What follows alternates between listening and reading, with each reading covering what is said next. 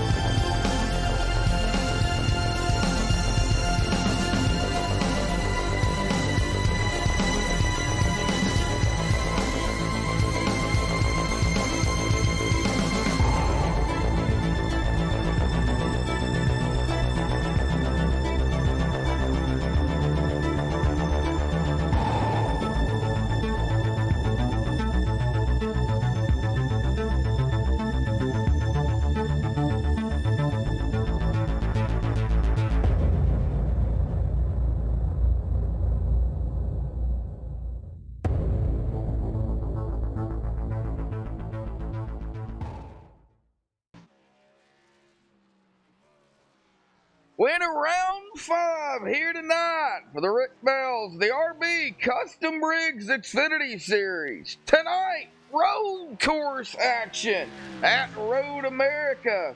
This will for sure throw a dinger in the point. What will be in store for tonight is we don't have a huge field, but we've got a pretty good sized field here this evening. Welcome back, everyone, to MaxSpeedTV. Of course, as always, myself, Joshua Medlock, Gary Wells with the Xfinity Series. Gary, 2-week hiatus, and we come back, and now we're at a road course. Well, what a way to really to start it off again here for the Xfinity Series. Yeah, it's definitely a wild one for sure. I think we're going to see a lot of different things here tonight. You know, Josh, this track is unique. There is elevation changes from the last corner to the start-finish line alone. It's about 117 feet. So these guys go uphill when they come out of that last corner. And, well, Josh, this is the longest course, 4.048 miles, that Extreme will see all season long. So we're going to see a lot of different things here tonight. Heavy braking zones, a lot of high speeds, because there are some high-speed areas of this racetrack. So lots to look forward to tonight. Well, 34 drivers here, Gary. 34 for this road course. That's a pretty good turnout. Yeah, you know, it is a pretty good turnout for a road course. I know our drivers in the community have been asking for a road course. Well, I mean, they got one. At least you can see the majority of familiar faces here tonight. We've also got some road course ringers, but I'll talk about that here in a second. But the best news, I've got no notes and I've got no trends here tonight, so this is going to be an easy one for me up here in the booth. Well, I got a few notes, but it is road course racing. There are no cautions. Now I don't know what would happen if they all piled it up into turn number one and everybody was blocking the road. I don't know if the admins have that choice of throwing out a caution to get everybody lined back up, but as far as actual cautions, there aren't any. Only local enforced at a road course for iRacing. So once they drop the green, unless the admins can throw a caution if it gets piled up into turn one, then it's going to be green from the start to the finish. And it is also by laps, 35 laps here tonight, but there is also a time limit as well. But I think they'll be able to get through 35 laps under the time limit, Gary. So I don't foresee any major issues out here other than turning right instead of just left all the time. Yeah, lefts and rights here this week. I think you pretty much hit the nail on the head. That was one of my wild card zones actually for tonight. That lap one, turn one. Going to be a very heavy braking zone. A lot of different braking points for a lot of different drivers. Going to be interesting to see if they can make it through there clean. Oh, yeah, for sure. Well, let's take a look at that pre-race analytics here real quick. We got an air temp of 83. The track temp has came down. It was 104. Now it's 99. So it is starting to cool off a little bit. 35 laps here this evening, 141.68 miles. I just put the tire window at the same as fuel here, anywhere between 10 to 15, 13 to 16 laps. It's somewhere in between there. We're going to see a lot of these drivers probably, Gary, as we was talking about earlier, come down early on and kind of split it up into either halves or thirds, like you was saying. So, somewhere in between 10 and 16 laps, roughly, that we're going to see that fuel stop. Pit road, though, is going to be tricky, 45 miles per hour. Now, I did put this pace speed up here at 60, but that's only going to be used at the very beginning of the race, hopefully. But it is a 60 mile per hour pace speed. Any overtake on what you see here as far as those pre-race analytics, Gary?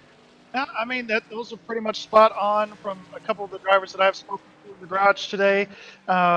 It's about 10 to 15 laps, 10 to 16 if you're able to save another lap or two.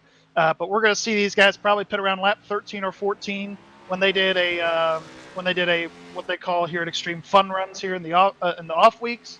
They did about a 30 lap race, and so guys were pitting it around that time to make it halfway. So going to be around that. If it changes, I mean, who knows? It is Extreme. Who knows? It's pretty unpredictable here. Exactly. Well, right now Cameron Hearn's setting up at the top spot here in practice, but let's get to the point standings coming into tonight after this 2-week break. Coming into round 5, GT Hawkins up in that top spot, up 3 spots at 161 points. Cameron Hearn going to fall back into second, down 1 spot at 158. 3 points behind GT there. Alan Elwood up 4 spots into third after his win at Atlanta 2 weeks ago. 153 points, 5 back. Willie Nelson up a spot into fourth, 145 points, 8 back. Scott McClendon down 3 spots into fifth, 143 points, 2 back. And Ed Morris is going to round out that 6th position down 3 spots as well at 140 points, 3 points behind Scott. Yeah, and here in 7th place, we got Bryce Sinisak. He gained 2 spots a couple weeks ago at Atlanta. He's got 132. Nicholas Frohlman, he's got 127 points. He also gained 2 spots last week, 5 points behind Bryce Sinisak. Then in 9th place, dropping 3 spots this past race from Atlanta, Cale Gale. He's got 126, just 1 more point behind Nicholas Frohlman. And then in 10th place, we've got Garrett Heath. He also lost a couple spots, but he's only 5 back behind Cale Gale with 121. Austin Hill gained 3 spots this week, back up into the chase contention here. He's got 119 points, same thing as Michael Atkins Jr., so we got a tie for 11th there. Yes, we do. tie for 11th here between Austin and Michael, but hey, right now, road course, we're going to definitely, I would say, Gary, see after tonight, we're going to see these points really do some switching after tonight. Now, we've got a good majority of, I believe we've got all of the top 12 at least in here. We've got some standbys as well that's jumping in here tonight. And we also have a driver that is substituting for another driver. Can you, I believe you can elaborate on that a little more. Well, yeah, because it's my driver. So, yeah, there is a substitute here this evening. Tommy Haynes is currently at Martinsville Speedway over there in Virginia watching tonight's Cup race. He's one of the first responders, one of the safety crew members over there. But I've got Jared Lipshaw in the car tonight, subbing for him. I think we've got him listed as the 05. Let's see here. We can find Jarrett Lipster here. He's in the 05. Yep. In the 05 should be number 17, but it is what it is. But he'll be substituting for him. He gets to qualify, race, the whole shebang. Basically, he is treated as Tommy for the evening. Yes, he is driving for those points, so he is basically Tommy here tonight, like you were saying, Gary. So, but it is going to be a substitute driver here. Like I said, we got some standbys. We'll get all into that here in just a little bit. We got team points to go down for the Xfinity Series as well. Maybe an interview in or two here tonight, but we're going to step away, play the national anthem. Don't go anywhere, folks, because we'll be right back.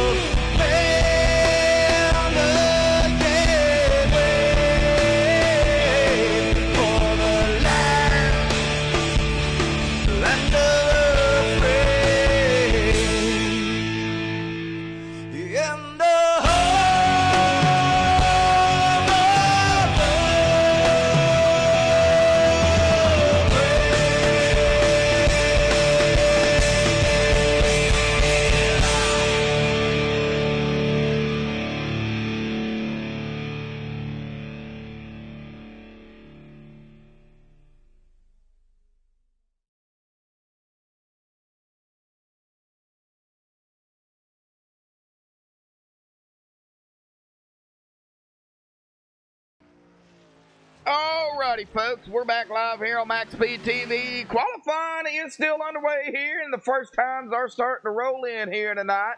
Now, they only get 5 minutes to qualify. We have hit that 15-minute mark, Gary. But a lot of drivers just now getting to the actual second lap here. So I don't know how the admins are going to do this. Jacob Lee, Calvin Herring, and Brent Cool down there in the admin tower. I mean, it takes, 2.5 minutes roughly. 2:14, 2:13, anywhere between there to get around the track. So, as a non-admin, I don't know how they're going to determine, the stipulations for the rules because you only get 5 minutes.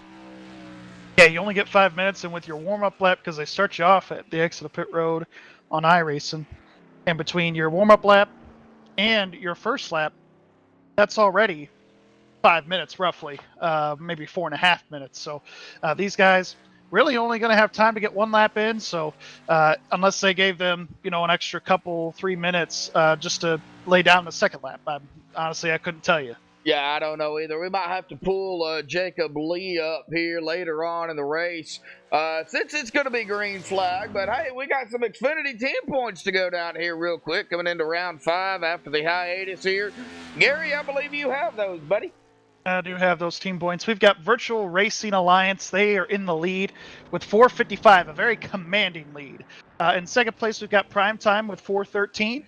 In third place, we've got East Coast Motorsports with 3:14, Kickin' Asphalt Racing with 2:85, Evans Wells Racing with 2:54, 4X Racing in 6th with 2:49, 7th place, Samson Motorsports with 2:45, and then in 8th place, we've got Bobby Dale Earnhardt Legacy Esports with 2:34.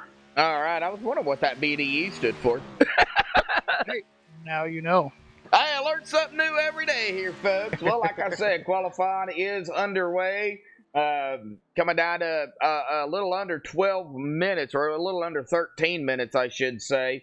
Haven't quite hit that 12-minute mark yet. Rhett Nichols is going to be up in that top spot here currently in that Northern Capital 55. We've got Cameron Hearn in second. Logan Keiss in the MaxSpeedTV machine, 43, Gary. Don't jinx him. Don't jinx him. In third. Nicholas Froman in fourth, and Bryce Sidisak fifth. I was actually just going to run down through it until you said something.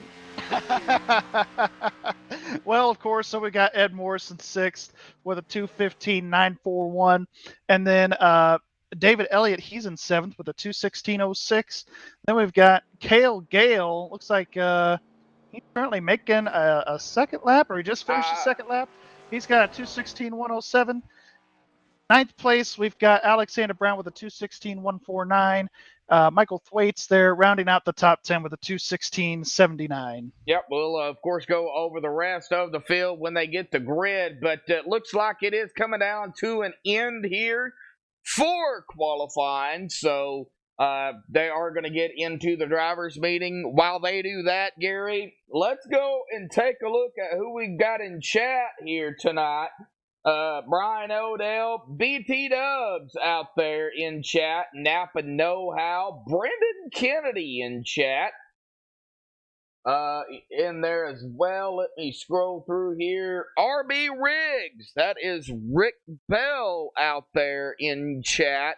The sponsor here tonight for Rick Bell's Custom Rigs. You need a computer built. That man, he knows his stuff, so I would definitely get in contact with Rick Bell out there. He knows his computer, so he could hook you up. Got my brother out there in chat as well, Jeremy Medlock out there. Glad to see him tuning in as well. And I believe that is it for right now. 13 people concurrently watching, 7 likes, Gary, but drivers meeting, and this is where they get into the nitty gritty. I don't know what they're going to talk about here tonight. It's road course. I mean, what else can you say? I mean, they kind of fill us in on that. They do watch if you're causing any major incidents out there, they'll penalize you for those kind of things. But mainly just watching out for each other, calling each other's lines, that kind of thing. When you're around somebody, just if you're a slower car and a faster car is coming up on you, just tell them where you want them to go, that kind of thing. Just basic communication stuff is what they mainly go over in the drivers' meetings for. Oh, and that's always a good, a good thing for sure. Communication is the biggest key, especially at a road course. You're going to get spread out over time, but at the very beginning of the race, you're pretty much going to still be neck and neck with each other. So that communication is a virtue here. Road America being 4 miles long, especially. Well, yes, especially with this road course being so long, but also this isn't necessarily the widest track on the circuit either. It's pretty narrow. You can't go 3 wide here really. I mean, it's barely wide enough for 2 cars, so it's definitely going to be an interesting one tonight for sure.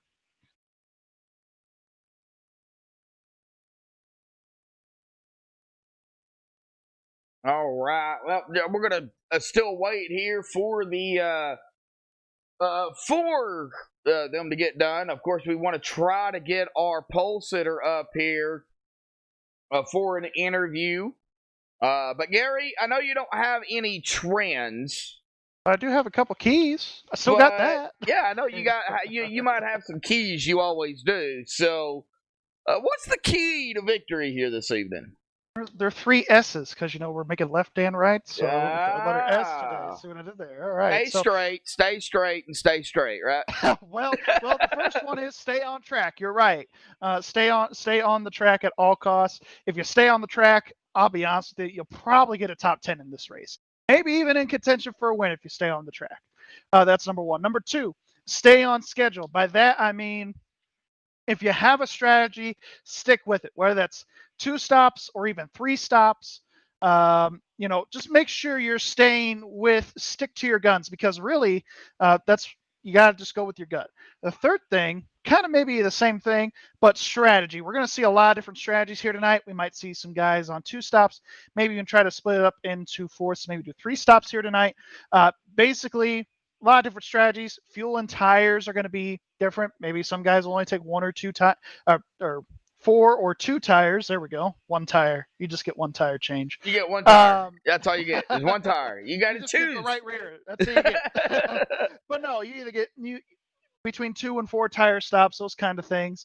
And then especially with these road courses, you can basically strategize the race backward. Basically what that means is it's a 35-lap race. You can basically pre-plan where you're going to pit roughly. And it could be differentiated by a couple of laps depending on when the cycle starts. Because you do lose a lot of time here at Road America. It's an average fall off of 2 seconds from the beginning of the run to the end of the run from when you hit the fastest lap. Well, I'd love to see that. You only get to choose 1 tire. Which one you change. Oh yeah, that would be. In the modifieds, that's what they do actually in the modified series in NASCAR. You only change 1 tire at a time. If there's tire changes, it's pretty. Different. Okay. Well, it looks like they are still in that drivers' meeting, or are they heading? Looks like they're starting to dissipate here. Looks like everybody's leaving. Looks like Rhett Nichols is going to be our pole sitter. I can pull him up here for you. Yeah, go ahead. Go ahead and get Rhett up here. Get down there. Where's he at?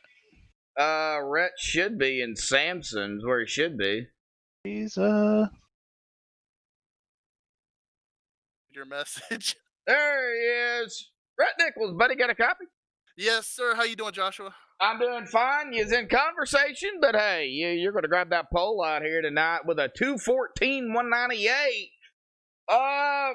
Man, talk about road course action coming back after that 2-week hiatus, and we're back at it again to start the other half, really, of the season, of the regular season. So how does the track feel out there? And, man, what do you got to do to keep that car out front?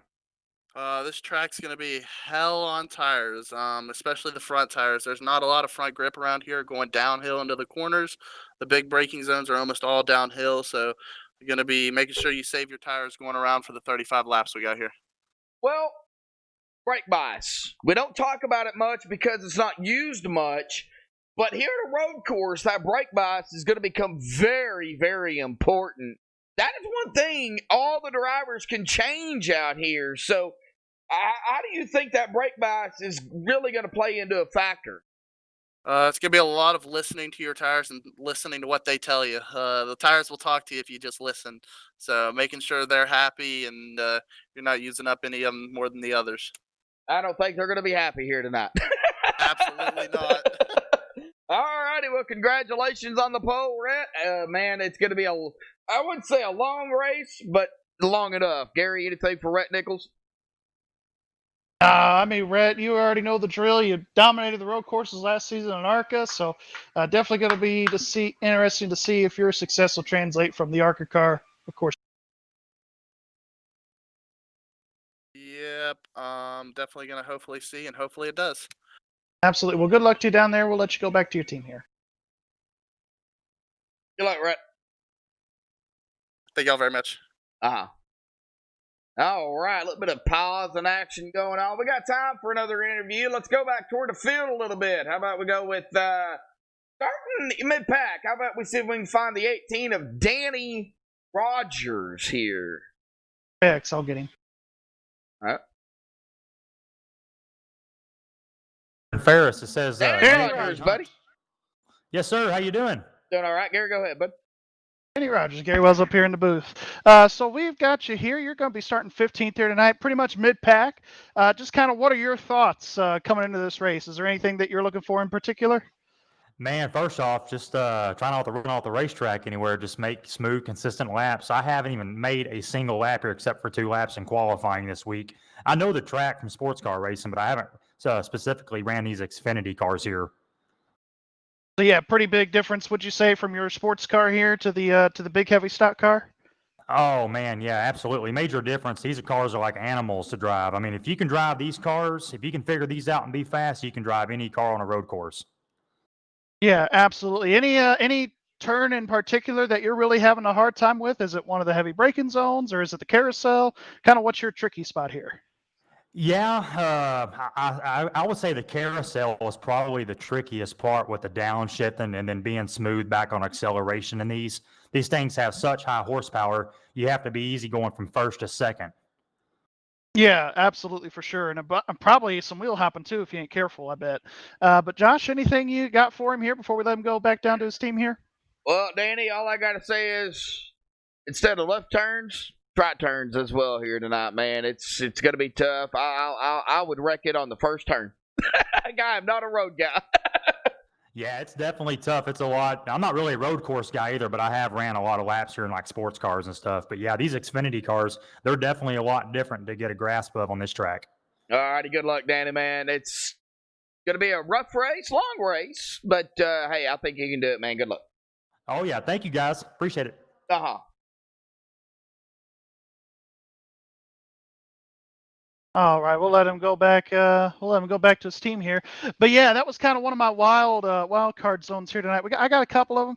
Turn one, lap one, of course. I think that's just going to be really key, with those braking zones. But Yep. The heavy braking zones, those are going to be some really good passing opportunities. Like Rhett was saying, a lot of the major passing zones is going to be downhill, especially that turn 5. That is a heavy braking left-hander just as they come down the hill with one of the longer straightaways. That's going to be an interesting turn to watch. I put down the carousel as well for the same reason that Danny mentioned. I've seen a lot of cars in practice kind of get off in the beginning of the carousel, not even getting a chance to even go through it completely without hitting the gravel. So that's going to be an interesting one. And then the kink. If you hit it just wrong, if you get through that turn just wrong, Josh, we'll see these guys get off track. And if they can't handle it, like if they lose grip at all, we'll definitely see them get into the wall. Oh, yeah, that wall. You got to take care of your car here at a road course for sure. You don't want any type of right front or left front damage, preferably no front end damage at all here at a road course. You want to keep that front end as clean as possible. If you get a little bit of damage on the rear, it's not as bad, but you still want to keep it clean. But we're under 30 seconds to go, Gary. We got picks. Who do you got? Yes, sir. We got picks. You kind of got me unprepared here. Sorry. I said Cale Gale, I believe, during our pre-race stuff before we went live. So my pick is going to be Cale Gale. He's starting from P8 here this evening. All right. Well, I am actually going to start. Going to pick the driver that's going to start on the outside of him, Alexander Brown. So that is my pick. But here we go. Let's get him on the grid. Yeah, absolutely. Let's get going. If ATVO would work here. All right. Well, starting on pole here tonight is going to be Rhett Nichols with a 2:14.198. Congratulations to Rhett for grabbing the pole. Cameron Hearn going to start on the outside of him in that second spot. Logan Keiss in third. Nicholas Roman in fourth. Bryce Sinisak fifth. Ed Morris in sixth. David Elliott seventh. Cale Gale in eighth. Your pick, my pick, Alexander Brown in ninth. Michael Thwaite's going to round out the top 10 of qual. Gary? Well, and our points leader, GT Hawkins, going to be starting outside the top 10. Still gets that point for qualifying, though, starting 11th. 12th place is going to be Garrett Heath, 13th. We've got William E. Moore. 14th place is Austin Hill. 15th place, Danny Rogers. We just had an interview with him a moment ago. 16th place is going to be Chris Seidenfaden. 17th is going to be Gary Sexton. 18th, Danny Ware. 19th is going to be Zach Willard. He's the last one to lay down a time here this evening. And then, of course, rounding out the top 20, Michael Mueller. All right, Chad Curran, 21st. Alan Elwood, Elwood out there, going to qualify 22nd. Brandon Freeze, 23rd. Brad Slaughter Jr., 24th. Darren Bruce, 25th. Nick Hunt, 26th. Willa Nelson, 27th. Paul Irvin, 28th. Jarrett Lipster, 29th. Mike Franklin, 30th. Gary finishes out. All right, and 31st, we've got Hunter McDaniel. 32nd is going to be Gary May. 33rd, Casey Duncan. 34th is going to be Scott McClendon. And 35th is going to be Michael Atkins Jr.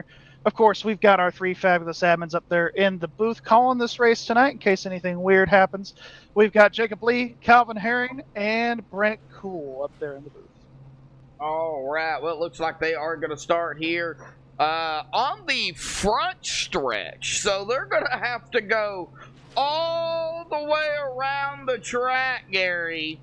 And let's go ahead. Let's ride along cockpit, but with our pole sitter. Let's ride along here with Rhett Nichols before we get things going to give everybody an idea of what Road America is.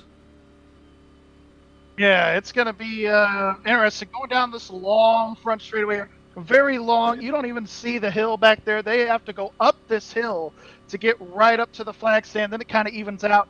Long straightaways here in a couple portions of this course. Definitely, especially down the front stretch, we are going to see a lot of different kinds of drafting here tonight. Going to be very interesting to see. Well, we're still with Rhett. We see him come around turn one. Now it looks like we're going to be edging down into, I'm going to call it turn two here. You see the rumble strips down there, and Rhett just trying to, he's trying to stay with the pace car, but yet also trying to keep, in line, and, the other drivers still trying to be with him before we get things going here. Then you got this stretch here where they're on right now. Looks like it's a pretty good, like a speed, like where you really can pick up speed here. I don't know Road America, so. Yeah, I watched a little bit of an old race here today, and really turn 5, that big left-hander at the bottom of the hill, that's really going to be a wild card spot. A lot of action taking place here. You're going to see these guys get all the way down into first gear right at turn 5, and then they have to go uphill to turn 6, another tricky corner as they go under this bridge. A lot of beautiful scenery here, and a lot of tricky corners as well. Yes, yeah, we're going to see Rectum coming down turn 957,000. That's Nürburgring. You want to go to Germany? We can go. We can go there. Man. I'll tell you Let's not do Nürburgring. Please no. That would be like a 2-lap race here at Extreme. Yeah, 2-lap race. That's all you get. It's 2 laps. Well, but hey, man, I think this is going to be a good race. We rode along there with Rhett Nichols. Now it is double file restarts or double file start. Hopefully, no actual restarts. No, they won't throw any cautions. I would assume if there's like a 30-car wreck going into turn number 1, they might, but very doubtful that we won't. We'll see any cautions here. I think we're going to see them get it figured out here pretty quickly. But Rhett Nichols is going to be in control coming around turn 1,360. I don't like road courses, man. I don't get them. I don't. Hey, that's very fair enough. That's why you got me here up in the booth. I do like them a decent amount, so well, hopefully I could change your mind by the end of this one here. I doubt it, though. Well, I've never liked road courses, but yeah, like you was talking about, beautiful scenery here at Road America. You know, we really can't see on certain camera angles the cars, but still, nevertheless, you can get a pretty good gist of what's happening. Yeah, you can get a pretty good gist of what's happening. We're getting into one of the final corners here, I do believe. We're finally getting through it. Oh, the S's. Yeah, this is one of the final corners here. Coming through the last corner, I do believe. You think? All right. I think you may be right. Coming through the final corner here, that's going to be another good passing zone, but here comes the pace car, Josh, getting ready to duck off.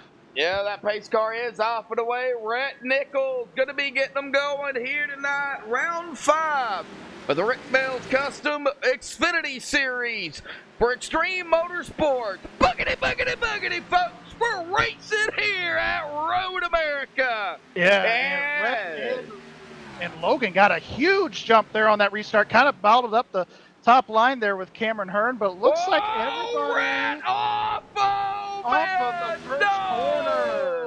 First corner, he's already off the track. Logan is going to inherit the lead off of turn 1. To the lead. Yeah, still got a lot of guys side by side, still going through turn 1 even. So, pretty big field here tonight. Still double file here. Won't see anybody 3 wide, I don't think. I don't think you'll see any of that here. If they go 3 wide here at Road America, I'm retiring.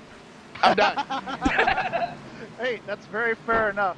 And it looks like Rhett's going to get his way back onto the course here. He's right behind Cale Gale, so I think he's still somewhere in the top 10.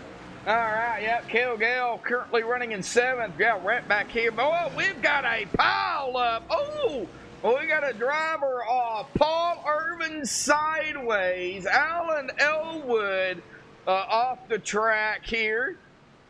Yeah, and that is one of the action tracks, man. You get down here into get down into first gear here. You could definitely easily wheel hop it. So potential.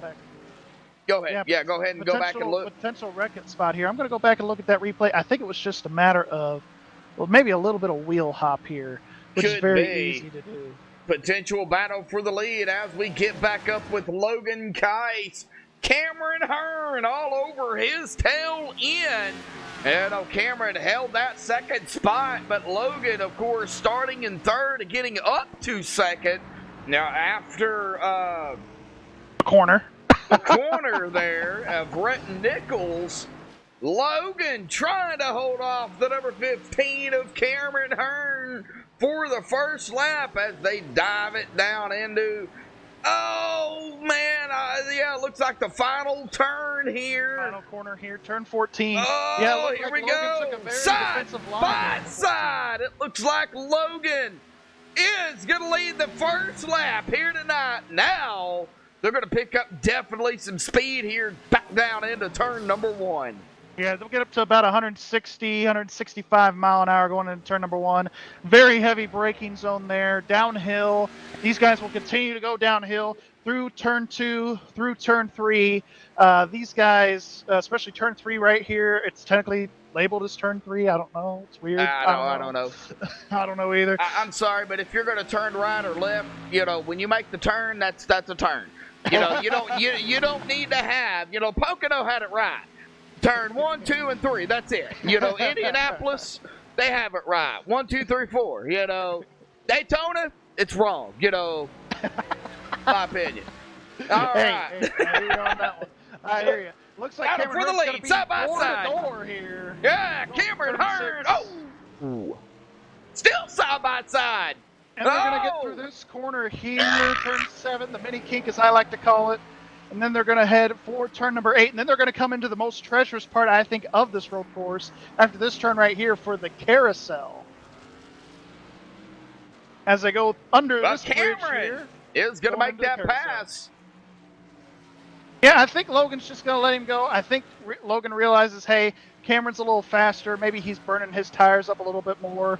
Going to let him get out to a little bit of a lead, and then if he saves his stuff just right, he'll be closing in on him here very shortly. Oh, yeah, for sure. Well, we look at Bryce Ennis 5th to 3rd already. Nicholas Roman right where he started in 4th, and Ed Morris. Oh, I saw Red Nick was all kinds of sideways there. Rhett Nichols. Let's see if we can get back here to Rhett. Now, he's right behind Ed Morris. It looks like he got that Northern Capital 55 straightened back out. Man, the road courses are treacherous. Yes, they really are. And these rumble strips are not very kind at this particular road course. Oh, the 51 into the tires. That is going to be Scott McClendon. He keeps it straight, but he got into the tires. Got that rock front damage.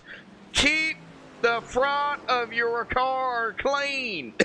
Yeah, that's what you got to do here, especially at Road America, especially with these long straightaways. You need to have that front splitter down as close to the ground as you can get it without really a whole lot of wrinkles. As you can see here, it looks like he's got some minor damage, but I think it's not going to hurt him too bad. Single file getting spread out here as well. He is going to make that spot here, try to pass Hunter McDaniel for 19th. Not going to be able to do it this time. All right. Yep. But Hunter he's got McDaniel. like 1,000 more corners to do it. So. Yeah, 1,000 more corners. Yeah, we'll just go with it. Oh, William E. Moore off for the grass. He's wanting to do a little bit of landscaping out there here at the road course. Boy, can he get that Ford Mustang straightened up? Yeah, he got it. He's going to be able to get back on, but he's going to lose a lot of spots here early. Let's go ahead and take a look at it on the MaxSpeedTV replay, shall we? We got plenty of time. These guys racing it up, so we got 4 miles, plenty of time. Yeah. So let's take a look at what happened to William E. Moore. I was going to look at what happened to Rhett at the beginning, but the camera angle, he just come out of the corner and lost it. Yeah, it looked like when he got out of the corner there, the tires spun. I thought it was wheel hop, but really it was on exit. When he tried to get back into the gas, might have smashed a little too hard, and around he went. All right. Well, a little bit of a gap in there between Cameron and Logan. We're going to go back. I ain't worried about them two. We're going to ignore first and second for right now. And third. Right now, that's fine. Looks like Michael Waits and Mueller, the Battle of the Michaels here. Going to try to have a nice Battle of the Michaels. They're close in. Oh, Alexander Brown off the course here. But he's going to get back on. The Michaels are going to pass him here. Going into another good braking zone right here for this corner. Yeah, I've got Michael Atkins Jr. now currently running in 25th. Still side by side here, though, with, I believe, that is going to be Shad Curran. Now, Shad going to fall back a spot there, but, boy, he is all over that back bumper of the number 3 of Michael Atkins Jr. Yeah, and Shad's pretty good at these road courses. He normally races on the road side for Extreme Motorsports. Came over here as a team owner to the oval side. Oh, as he spins out, Michael Atkins pile up here with Danny Rogers in the 18 as well. Well, we're going to take a look at it here. We caught that live on MaxSpeedTV, but we got to take a look at it. My brother out there in chat saying I ain't worried about them. I ain't. It's the road course action. I ain't worried about them right now. But we're going to take a look at what happened here between Junior, that would be Michael Atkins Jr. and company. I don't like these camera angles. Oh, I need to do some adjustments. Michael coming into the corner. It looks like he locked the brakes. The 33 and the 3 going to make some contact. Right there, that's going to spin the 3, the 18, nowhere to go. T-Bones, the number 3, the number 18, I believe,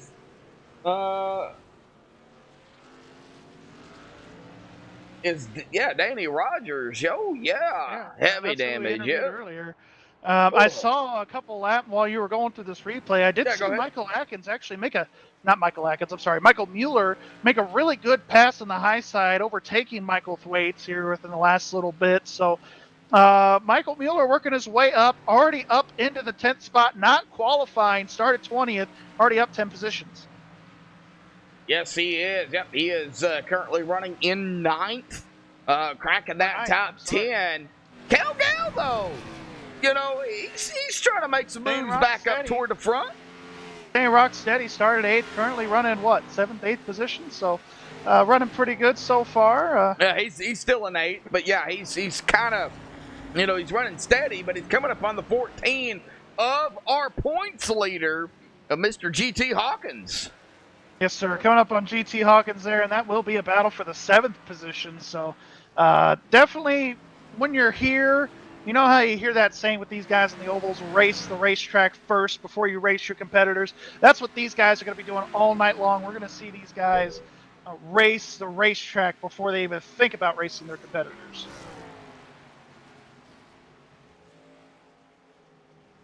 I see somebody call my brother.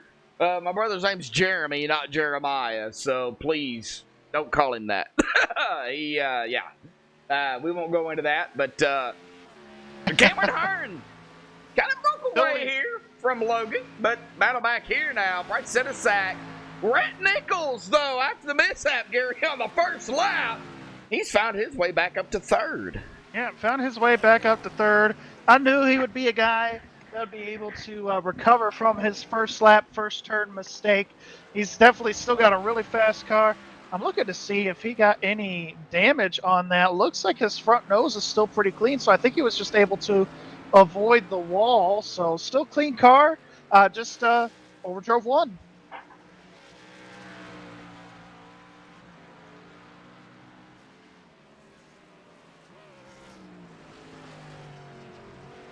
Yeah, coming through turn number 5 here, all the way down into first gear. Then you got to make another, he's going through the carousel now.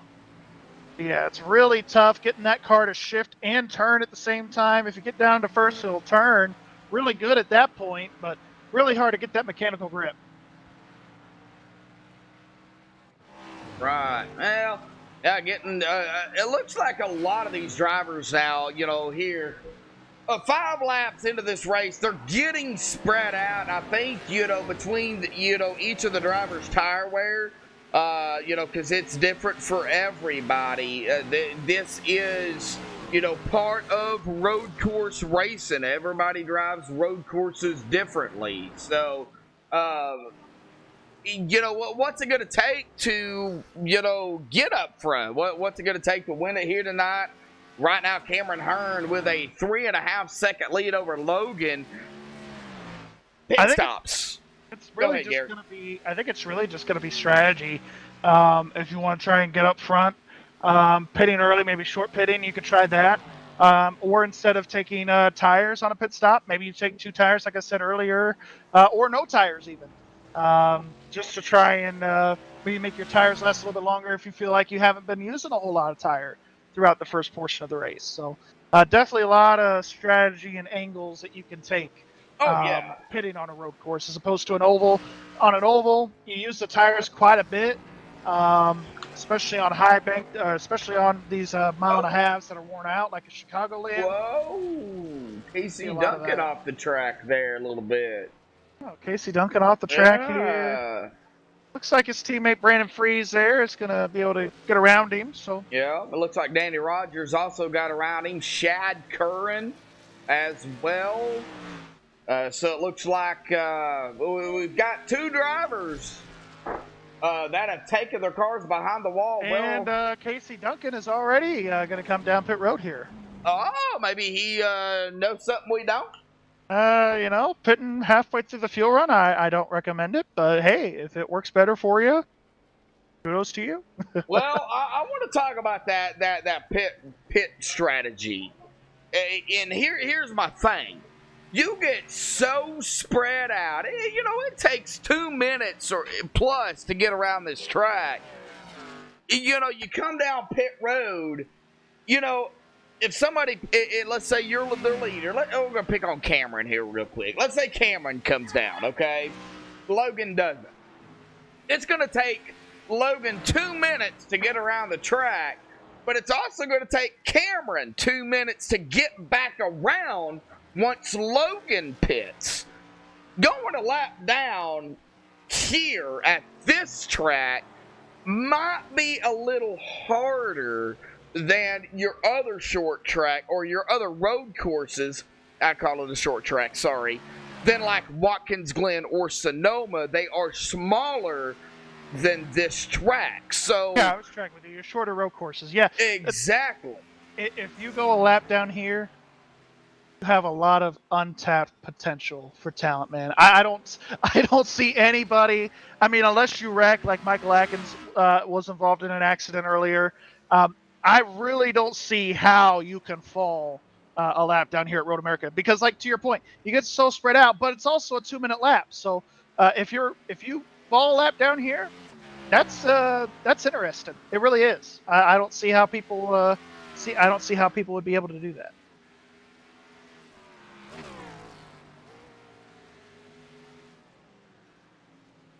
Yeah, we're seeing these guys pretty spread out now. Not a whole lot of passing opportunities, except maybe here with Michael Mueller getting up to the back bumper of Cale Gale here. It looks like it'll be for the 8th position. All right, yep, Cale Gale. Again, Michael Mueller up 11 spots from where he started. Coming uphill here, coming out of turn number 5, going into 6 right here. All over his back bumper. Gonna try to maybe pull a pass here at some point, probably here in these next couple of corners. Well, Cale Gale, we got a battle back here too. Garrett Heath in the 23 falling back as Alan Elwood, Scott McClendon gets around. Right up ahead of them, Hunter McDaniel. Now we got to go ahead and talk about it here as well because in the Xfinity Series, there's 3 drivers for teams that are going for points. That's just the way they do it. But you might have another teammate out here that's running independent, so to speak, or maybe a standby driver, that can help you. A road ringer, yeah. Yeah, so, that throws a ringer into things too, Gary. Yeah, it really does. I mean, take Michael Mueller, for example. He does not race in the Xfinity Series for me at all. This is his first race of the season, but he does race on the Cup side full-time. He took tonight's race. He was like, hey, I want to get more laps in. Whether this car is the same or not for, the Cup side, he just wanted to get some extra laps in. So he took advantage of tonight as he gets on course a little bit here as I'm talking about him. But he also took it as an opportunity for guys that struggle on the road course side of things with their road racing. He was kind of like Boris said, the road course teacher. Just everybody how to get around the track with the braking points and stuff like Potential that. Potential path for second place. Rhett Nichols coming to the inside of a Logan Keiss. Not to interrupt you there, Gary. But Rhett on his left side here has found himself back up toward the front in that Toyota Supra. Yes, he has. That's going to put like Logan. Going to give him the position here going into turn number 5. He knows it's a long race here still. We're only on lap 8, so and he knows that Rhett's really fast here. I mean, he came back from what?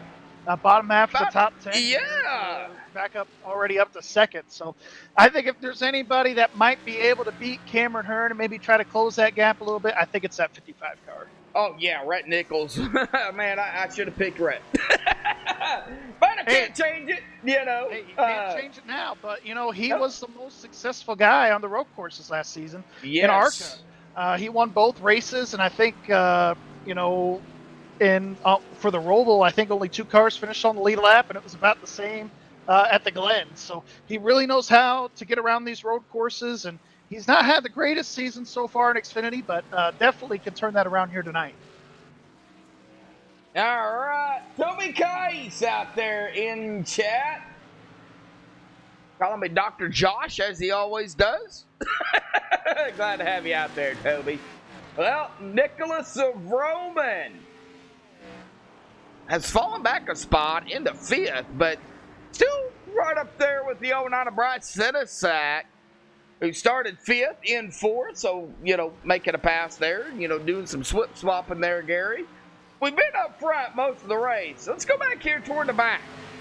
Garrett Heath, falling back again another spot as Austin Hill gets around him. And you can really tell who the road drivers are back here and who aren't the road course drivers. I'm trying not to laugh, but it's really true, honestly. You see Austin Hill, he's back here in 19th spot. He's lost 5 spots since the beginning. You can definitely tell road racing is not really his thing, even though he is a professional NASCAR driver. You can tell on iRacing it is a little bit different.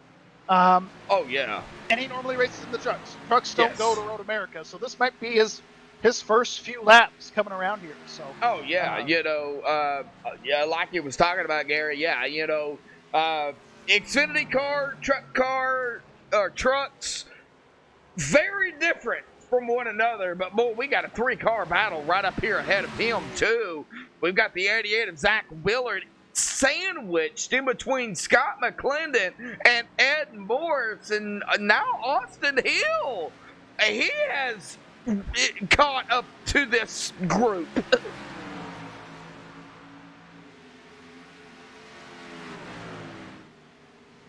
I am hearing from the tower. They reviewed the incident on lap 3 between Danny Rogers, Shad Curran, and Michael Atkins Jr. They are going to be parking the 3. They are going to be parking the 18 of Danny Rogers, and they will have to report to the hauler after the race. So the 3, which will be, let me get on to the 3. That is going to be Michael Atkins Jr., who is on pit road. And you said on pit road already, and he towed back. And Danny Rogers, who's currently running at 27th on the lead lap. He is on pit road now. And he is on pit road now getting his vehicle serviced. But I think he's heard that message from the admins. He is going to have to park his car, and they are going to have to have a talk after the race. With the admins. So, well, we're not admins, Gary. Probably some penalties. If I could take a guess, probably some penalties going to be passed down here after this race. Oh, yeah, for sure. Well, 24 watching right here tonight at a road course, Road America. And we got 9 likes here tonight. Thank you, everybody, for tuning in here this evening for some road course action. But, man, we have a spread out between the top the top 4, really. Anywhere between 4.5 seconds to 3.5 seconds, almost 4 seconds. Nicholas Roman in 5th. He's about 7/10 of a second behind Bryce Sinisak, and Bryce is up in 4th. So, pretty close between 4th and 5th. You get 2.5 seconds back. That's going to be GT Hawkins, Gary. But they're going to be coming up here on a potential, and we can't say for sure, but a potential pit stops here for the first round. And from what I'm seeing, I really don't know who would come down pit road first. Michael Atkins, or not Michael Atkins, Michael Mueller spins coming off of turn 5. Yeah. Just locked the brakes up and just spun her around almost. Kind of did a 90. Was able to get on the brakes and save the car, but definitely not the break that he was hoping for there. He's going to lose a spot here to Alexander Brown, fall back to 10th. But these tires are really starting to fall off here. I saw a lot of guys coming out of these corners. They're right there on the curb, right there on them rumble strips. And these cars are very hard to drive right now. They've got very low front grip as it is at the beginning of the run, and it only gets worse after that. So these guys are really having to nurse the throttle here, almost like having an egg underneath the gas pedal. Oh, yeah, I'm take a look there at the replay here of the 051 of Michael Mueller. He comes into the corner, And just goes sideways here.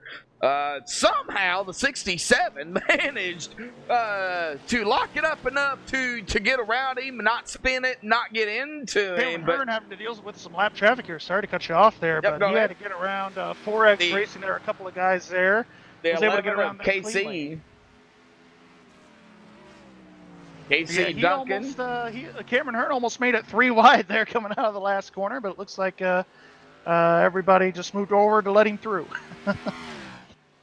Well, back up to Cameron Hearn here. It's going to be a question of when.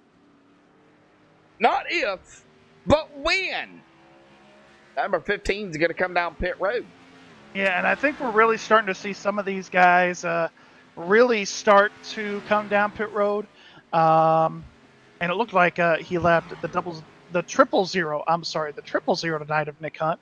That was the other 4X car he passed around.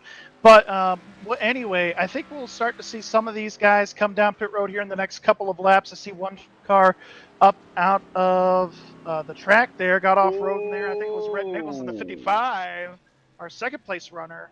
But I really do think that if you're going to start the pitch cycle, it's not going to be the leader. I think we're really going to see Rhett or Logan or Bryce really start that pit cycle to try to make up some time. Do you think that's really going to change the way the outcome could be here at Road America? Well, it really depends on how you get on pit road and how you get off pit road. Just the same basic fundamentals we have every week here. If you could get off pit road really good and have a really good first lap, or as I like to call it, the flyer lap when you come off of pit road, you might be able to gain a couple of seconds. But it really just depends on what your competitors do and how many mistakes they make. Tonight's a little more mental than maybe a physical racing side by side with somebody. You're really looking for, is your competitor going to make that mental mistake before you do? And will that determine the outcome of the race? All right.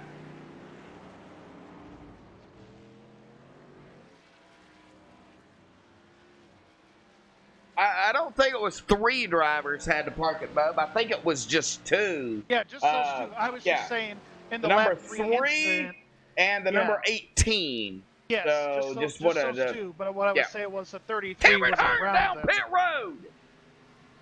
Yep, Cameron he started Hearn it. Down pit road. He started the cycle. Red Nichols is going to be in second here, followed by, or is going to be in first. Followed by Logan Keiss there in the second position. Yep. Bryce Sidisak in third, GT fourth, Nicholas Roman in fifth. Going to round out the top 5. Boy, that was Cameron Hearn coming out pit road. You said it might not be Cameron, but guess what? He started it. Hey, he did start it. But I will tell you, he could get off pit road here, and you can call me crazy or whatever, but he could potentially still be in the top 10 when he gets out of the pits. Right now, he's currently running in 12th. He is off and away. Got that fuel, got those 4 tires.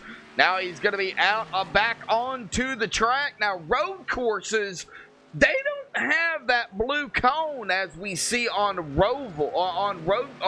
ovals. So no, they really don't, especially here for Road America. Yeah. There is a blue cone, but that's basically a pit exit. You can merge right back up into traffic. Right back afterwards. up on it. Yep. But it's just common sense. Don't be, how do I want to put this lightly? Screw it. Don't be a Kevin LePage here, folks. Don't be stupid. Don't be Kevin LePage. Don't be pulling up in front of somebody. Once you get on track, just to ease your way back on turn 1, you're gonna be potentially side by side with somebody. So, Rhett Nichols going to get around the 11 there of Casey Duncan as well. Going to put Casey back a lap down. But looks like here Logan is in second spot, maintaining that 4-second lead there, or deficit, I guess, to the leader. Yep. Let's get back up here to Rhett, Logan, Bryce, GT. Man, these guys are still a little bit spread out. And with these tires, Cameron Hearn is back up in the 3rd on my scoring. Am I seeing that right? GT, he's 4th. No, Cameron Hearn. I'm sorry. The 15. Cameron Hearn is 12th. Well, okay, so I am seeing that Yes. wrong. My apologies. Well, alrighty, folks. We're still racing it up here. Pit Looks like we stops got are more pit happening. stops. I'm seeing Brett the 43. Logan coming down. Here comes looks like the Bryce. 43, Logan, Bryce, GT. GT. I'm also seeing Nicholas Vroman coming in as well. Michael A lot of the top Thwaites. 5. Michael Thwaites. I think Cale Gale is going to come in. Yeah, Pretty Cal, much all our leaders Alexander, right here. Allen, David, Willie, Cameron. I think he's they're all gonna the same strategy. he's- Like I said, somewhere around lap 12, into lap 12, coming to 13, that's when the pit road window is going to open. That's when these guys are coming down here. And they can make it on one more stop from here. It looks like they'll take their next stop around lap 26. wow. And Garrett that Heath. last pit stop there is going to really determine the outcome of the race. Yes, it is. Garrett Heath down pit road as well. Hunter McDaniels tuned up the band. Willie Nelson down on and off of pit road. Here comes Jarrett Litster down pit road. Danny Ware having a problem. Yeah, Danny Ware looks like he was having some issues getting on He's the coming pit down road pit here. road. He's got some damage on that race car. Front end and rear end damage. Might have hit a wall somewhere. A lot of ground to cover with just 2 people, folks, I tell you. 4 miles. All right, 15 likes out here tonight, and we got some green flag pit stops happening here tonight at a road course. Hey, green flag pit stops, man. You got it up more up to date than I do. Who's our leader? Cameron Hearn. Cameron Hearn's the leader. All right, 10-4. I got him scored in 7th. That's why I figured I'd ask you. It takes Cameron Hearn.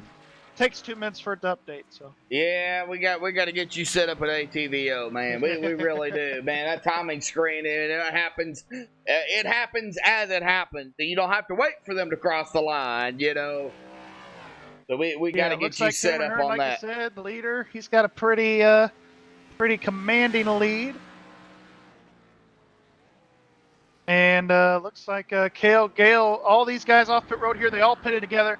Alexander Brown, Cale Gale, looks like Bryce Sinasak, and I believe David Elliott, or is that Michael Thwaites there? That is David Elliott there in the 42. All these guys coming in here together, coming out together. Definitely going to be an interesting race here. These are the closest guys together that I could see on track. And this is for battles within the top 10. So definitely good to see some good racing here. Like Michael Mueller was able to make his way around Nicholas Vroman. Looks like he is going to be coming off of the last corner up to speed here. Next car he's going to have to deal with will be the 14 there of GT Hawkins. It looks like here with Michael Mueller up into the 6th spot. So good start for him. Good recovery from earlier after that little incident there in turn number 5. He's got Nicholas Vroman there all over the back bumper now. Looks like the 12 of Michael Thwaites is going to make his way around Paul Irvin in the 8. Paul Irvin still on the lead lap. Looks like he's going to be under fire here from Alan Elwood, I believe. And Garrett Heath going to get his way around Nick Hunt. He was saying there, thanking him for giving him the room there. But it looks like Cameron Hearn still our leader. About 8 seconds now ahead of Rhett Nichols there. In that 2nd spot. 3rd place, staying strong and steady. Logan Keiss there in the 3rd position. 4th place is Bryce Sinasak there. 5th place is going to be GT Hawkins. And in 6th place, Michael Mueller. Good recovery for him so far. All right. Well, we've got a pretty good, green flag pit stop. Everybody back at it, looks like. Looks like we've got some just coming off of pit road. Looks like Mike Franklin off of pit road in the 82 Surf Pro machine. Mike having some, it looks like he's got some significant rear end damage there. Looks like he backed into a tree. Well, it wouldn't really surprise me here with Road America now, would it? Oh, Logan Kais won it!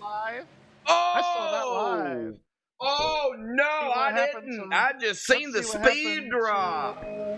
Let's see what happened to Logan here. Was there a contact? I don't know. He was behind. Oh no, he just lost it coming out of the kink. Like I was telling you, Josh, that's going to be one of those corners there right after the carousel. If you hit it just wrong, you hit the rumble strips there, and it got him loose. Almost had it saved. Looks like a little bit of contact there with Bryce Sinisak in the 09, but other than that, clean and green. Oh, yeah, right there it was. He tried to save it. Oh, yeah, and we see the contact made. Oh, looks like he's going to stay within the top 10, I do believe. He's got Alan Elwood behind him there, so he's going to fall back to the 7th position. Yeah, currently in 7th. He's got Alan now to the inside, 3 wide. Yeah, Alan is going to get around him. That's going to put Logan back into 8. You didn't say if they were going to get 3 wide, you were going to retire. So you're going to retire? No. Oh. No, not that 3h wide. Oh, okay. Yeah, Michael Thwaites. Michael Thwaites losing it. Like I said, if you stay on the track here, you can see the team. It's very doable. Oh, no. Michael Thwaites losing it as well. You know, maybe we should just not watch anybody anymore because it seems like every time we watch somebody, they spin. All right, folks, I'm turning off my screen here tonight. So, Radio Brock. Oh, Cale Gale going into turn 5. He gets all kinds of sideways out of the groove there. Saves it looks like.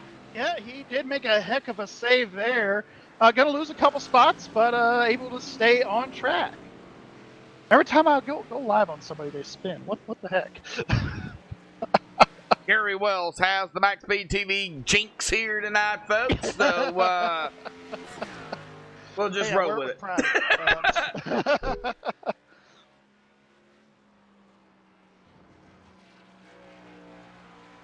Not me that has it. It's Gary. We'll blame it on Gary here tonight. I will say, shout out to Ed Morris. I know he has tried to work really hard on the roadside program here. Started 6th, fallen back to 14th so far.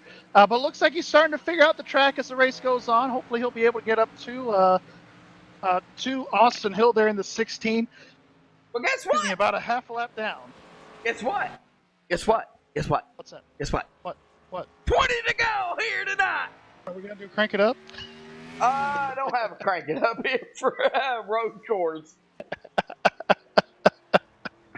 But we can ride along with somebody.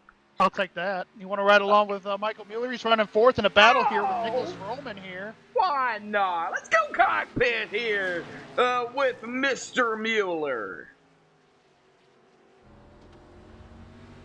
He's going to get passed up by Roman, but he's still going to keep that pressure there. Man, downshifting, upshifting, braking, brake bias. I don't see how they do it. Yeah, well, and I mean, they're going downhill here, so it's really, really critical that when you hit those brakes, you hit them in a point where it's early enough, but not too early, but not too late. So they got to find that sweet spot with their driving style. Coming down here into turn number 5, downhill once again into another braking zone. They're going to get down to first gear here. Get off this corner here very well. Make sure you don't spin the tires and spin out the race car. So very, very steady here for Mueller. He's not getting back into the gas too hard, but he's not getting it back in it too light. He's running very smooth here, and that's the key here for Road America. You just got to run very precise and very smooth with your line. Oh yeah, for sure. You've got to be consistent. You really do at a road course. We're riding along here with Michael Mueller, so this gives a perspective of a road course for everybody out there tuning in. All 22 people. 15 likes here tonight for a road course, not bad. I do appreciate the support, but road course racing, now we know Sonoma, we know Watkins Glen. Those are a given. We don't know Road America like, the drivers who race Road America all the time. So yeah, it's a unique course. So they only started racing here about 10 years ago. Yeah. with this change this season to add this track in, this is a barn burner. This is a dinger. You know, everybody's got to get practice. Yeah, everybody's got to get practice. I think it was good for the Xfinity and our Cup guys here to place this after a 2-week hiatus. I think it was a really good plan by our admins here. Make sure that these guys get a lot of practice, as much practice as they can. I know some people have logged hundreds of laps. I know today, I saw on Facebook throughout the day, and it will probably be the same way tomorrow as well, where these guys will be putting up practice sessions left and right to get even more practice in. That way, you know, everybody just kind of gets a feel for this racetrack, because it is a very tricky road course. Yes, it is. Well, we're going to be joined in by the head admin for the Xfinity Series, Jacob Lee, here tonight. Jacob, first and foremost, thank you, Calvin and Brent, for doing what you do out here week in and week out, adminning. But I've got a question for you. Qualifying in general takes so long to get around the track. Did you guys give these guys, you know, a little bit more time for qualifying, or was it the 5 minutes? Yeah, Josh. So since it's the road course and stuff, we give them 8 minutes of qualifying. So they do get the 8 minutes. So they get plenty of time to be able to get those 2 laps in with ease. So. All righty, Jacob. Well, you know, road course action, different from oval. How are you perceiving this track here with everybody the way they are? You know, we've had some incidents, of course, inside information, but of course we get that information directly from you guys. So what happened down there on the track here this evening? So when we're out here looking, we're looking at accidents that happen. Drivers come over the radio, may say something, which definitely grabs our attention to look at that a little farther as well. But like I said, we do got 3 admins in the booth, so we're all looking at different angles. We are focused on crashes, so anytime somebody gets loose or anybody touches anything, we immediately get notification of that. So we are looking. There are a couple drivers that we'll be having an extensive talk with after the race for sure. You know, unfortunately, some drivers let things happen and they let it get a little too far, and it takes a hold of them, and later on they regret it for sure. But you know, it's unfortunate to see some of the accidents that have happened here tonight. Unfortunately, you know, this is a different track. It's Road America. It's not your usual Watkins Glen. It's not your usual Sonoma. No. That's why we wanted to do it. We wanted to mix it up. We wanted to make something new, something different that wasn't what everybody was used to. And thankfully, iRacing repaved it. They rescanned the repave of it and actually gave us an Xfinity setup. So these guys are using a completely new setup that they're not used to. They're running a track that has been repaved that they're not used to. So the drivers that are showing what they got right now, trust me, it's new to every one of them right now. We only got this about a week ago. So yeah. You know, it's, you know, hey, you got to throw our dinger in there somewhere, right? You know, that's right. Why not right after a 2-week break? Exactly. That's the way it's going to be. Well, Gary, Jacob's busy here tonight. I don't want to keep him any longer than I have to. Do you have anything for Jacob Lee, the head admin here for the Xfinity Series? No, I mean, you asked both the questions that I was going to ask him, so just want to say thanks to you and Calvin and Brent for being down there in the booth every week and calling these races. I know you guys got a very difficult job down there. Oh, you bet. I appreciate what you guys do up here in the MaxSpeedTV booth. You guys always do a phenomenal job.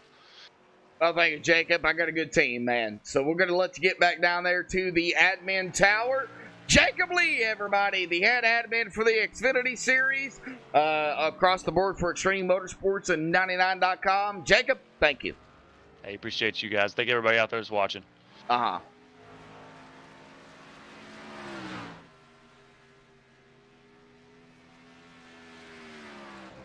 All right. Oh, yeah, we ain't got the password for that. That's right. Yeah, don't have the password for it. Yeah, I don't want it. Hey, fair enough. I do not want it. All righty, folks. Yeah, I don't want to know it. But hey, shout out to, you know, Jacob, Calvin, Brent down there. You know, 3 guys every week out here, tuning in, calling the race. And these guys out here right now, they're so spread out. There's a few battles going on between a few different cars, Gary, but it's not like an oval, man. They are so spread out. Oh, Zach Willard having a moment there. It looks Michael like off track again as well. all At the right. same time.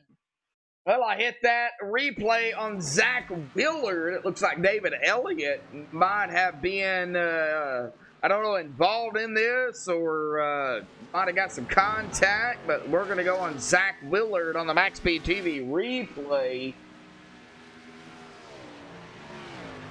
And see what happened to Zach. A product of the tire. 17 to go. Oh! Looks like Zach hit those rumble strips, the alligators as I like to call them, and then just loses it. Goes into the wall. All right, we'll stay on Zach here. He backs it up, gets it going. Okay, David wasn't involved. Okay, so that was my bad. But we go back up live. And you said Michael Mueller had an issue there too. So yeah, but that was forever ago. It looked like he got a little loose off one of the exits of these corners. But I will tell you, going on these road races here, man, especially at a place like Road America, it's not a designed, how do I want to put this, NASCAR road course. At places like Watkins Glen or Sonoma, the curbs are a little more forgiving. Same thing with the Charlotte Roval, where these curbs are designed for sports cars, for the IMSA races, or IndyCar, when they have IndyCar races here. It's really more designed for that. So when they hit these curves, it really upsets the car a lot more. Does it help with turning? Yes, but if you get too much of the curb, that's where you really get in trouble. Oh, yeah, for sure. 16 to go here this time by. You get in trouble on the turns for sure. Gotta give a shout out again to Logan Kite here. He's kind of rebounded here, Gary. Back up into sixth position. Started third, had the moment there. It looks like he has kind of, again, found the track here. He's making moves, but he is almost 10 seconds, I believe, behind Nicholas Vroman. It's going to take pit stops. Well, and he's got some damage on that car, and really, for a road course race, it's almost like going to Talladega or Daytona. You know how they say you've got what you got with your restrictor plate car? Basically, when you damage a car here on a road course, you've got what you've got. You've got to deal with it. He's dealing with this damage that he's got here. Still having a strong top 10 run. One of his best races of the year so far, next to Daytona, where he did lead some laps, but he's recovering very nicely, I think. Yes, he has. Well, let's run through the top 20 here. I'll do the top 10. We'll let you do 11 through 20th. Cameron Hearn, our current leader, 10.5 seconds ahead of Rhett Nichols, back up into second. GT Hawkins, our points leader, coming in two tonight, currently running in third. Alwood, Mr. Alan Elwood there in fourth. Nicholas Vroman in fifth.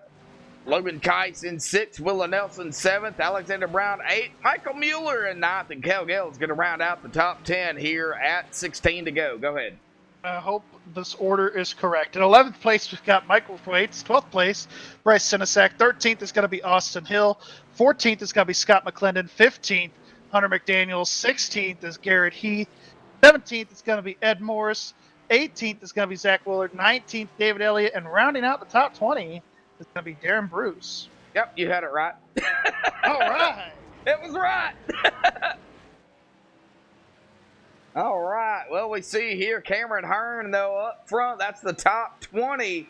Looks like Brandon Freeze, Danny Rogers, William E. Moore, Gary Sexton, Brad Slaughter Jr., of course, have exited their cars, maybe the sim. Now, Michael Atkins Jr. is still in the sim.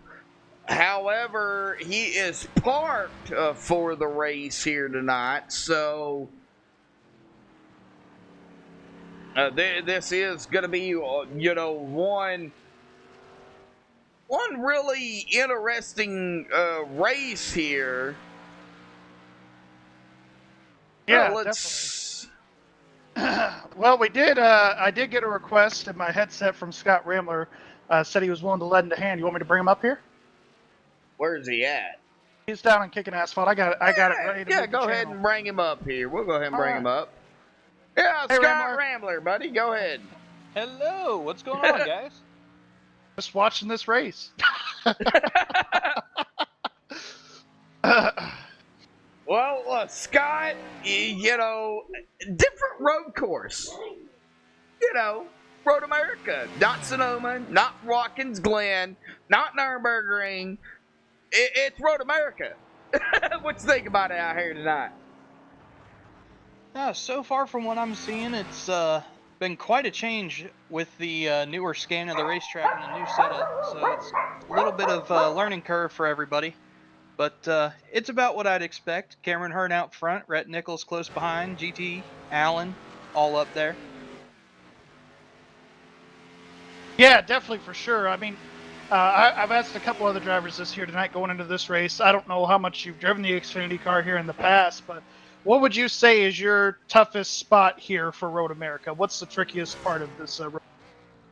The trickiest part in and of itself isn't so much any certain part of the track. The slower corners in general, if I had to say, because there's so many of them. You've got, I believe it's turn 4 or 5 that's going downhill. Yeah, hard, hard left-hander, immediately followed by an uphill left-hander that falls away from you right at your turn-in point. And it just takes so much finesse to throw these incredibly heavy cars around a racetrack like this and not only be fast, but manage to save your tires a little bit too. So later on in the run, you're not just sitting there burning your tires off every time you try to step on the throttle. Yeah, absolutely. I was kind of mentioning those hard left-handers back-to-back there, 5 and 6, with 6 being more of a blinding corner. I had one driver tell me that the carousel's pretty tricky. What do you think of the carousel here? The carousel, unbelievably, like even among some of the better drivers, is where you can make or break about 3/4 of a second on your lap time. If you manage to get in there and get the car to slide just right, because you can't just set the thing in there and let the front wheels do all the work and let the back tires stay pretty much the same. If you're trying to go through for speed, you need to essentially drift the car sideways practically through the entire corner. If we're looking at Cameron Hearn, he does it a little bit through the beginning of the corner, lets it kind of settle in at the center, and then throttles it off to try and get that front end to bite in a little bit more and slide out a bit. Yeah, I've noticed that he's been doing that quite a bit here this evening. Sure. I thought the most unique part of this course was the uphill front stretch. We never really see another track like this, any other road course really on the schedule, whether we go to Watkins Glen for the ARCA cars and the trucks. So really a unique front stretch here too. Absolutely. And the one unique thing about this racetrack, I believe it came down to a finish. Shoot, I want to say it was an early late 2000s. I think it was 2008, 2009, somewhere around there.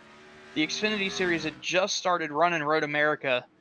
Somebody ran out of gas coming out of the final corner, and because of that final hill, they didn't make it to the finish line, and they were running in the top 5. Yeah, I think I remember that. I think it was Justin Allgaier, I think.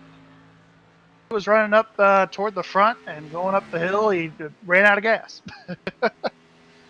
So, yeah, when you run out of gas here, Scott, we haven't really talked about that yet, but you got to make it, depending on where you're at, anywhere from 3-4 miles to get it back around here. Nearly impossible.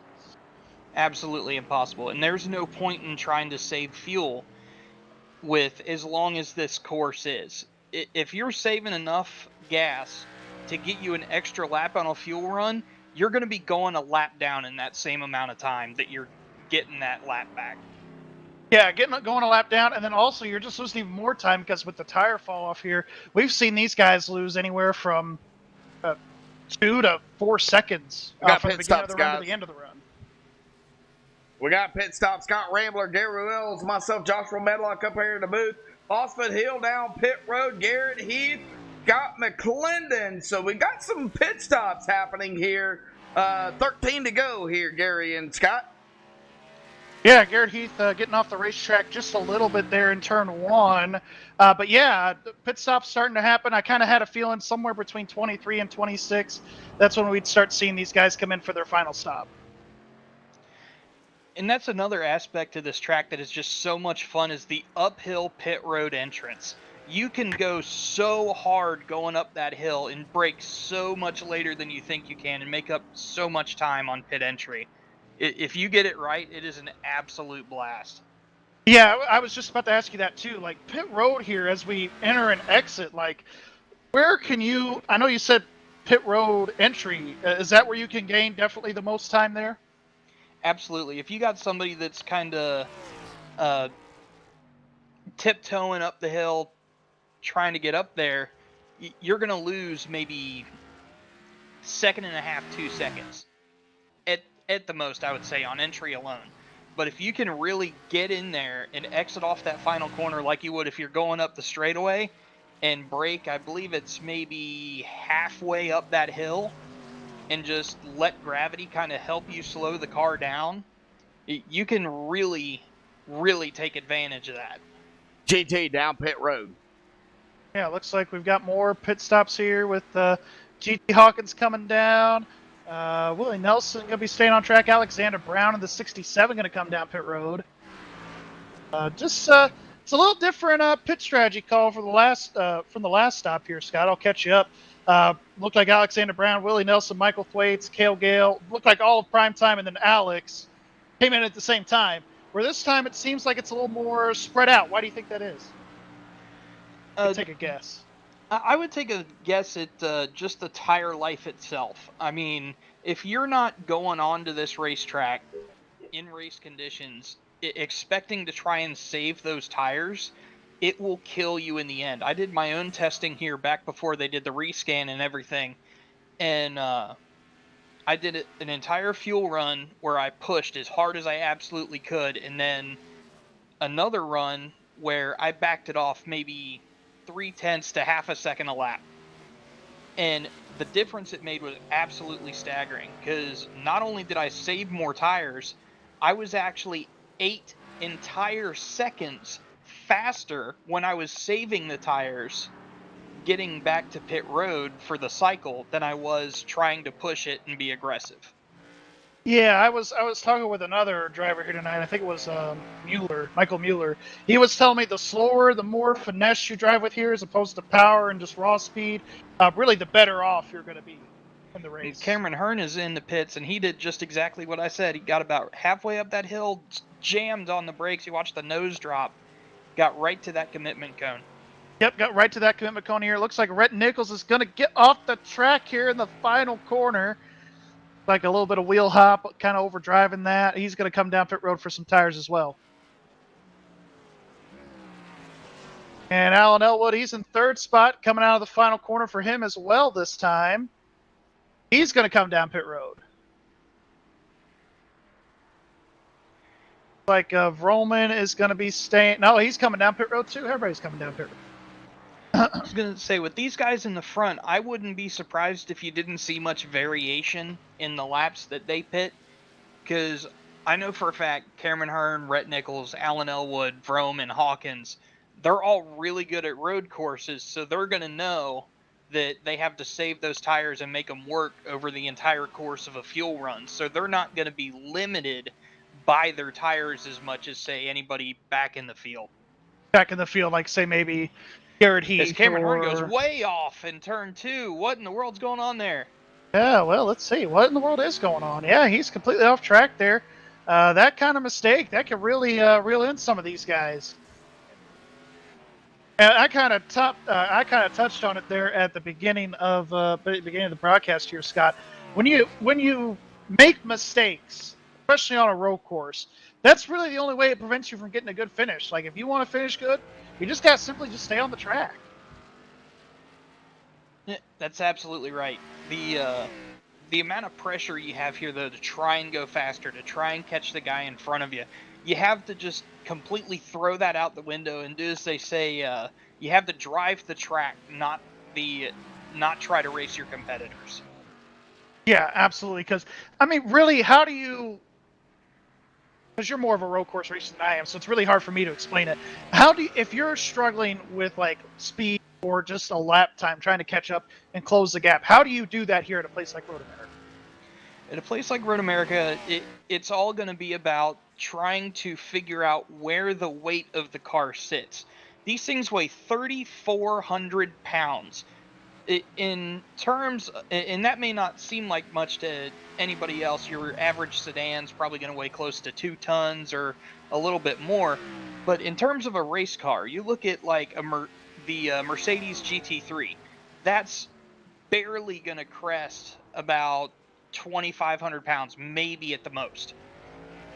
These guys are packing on an extra 11 to 1,200 pounds compared to any of the other road course cars that you'll see running. It's an entirely different beast.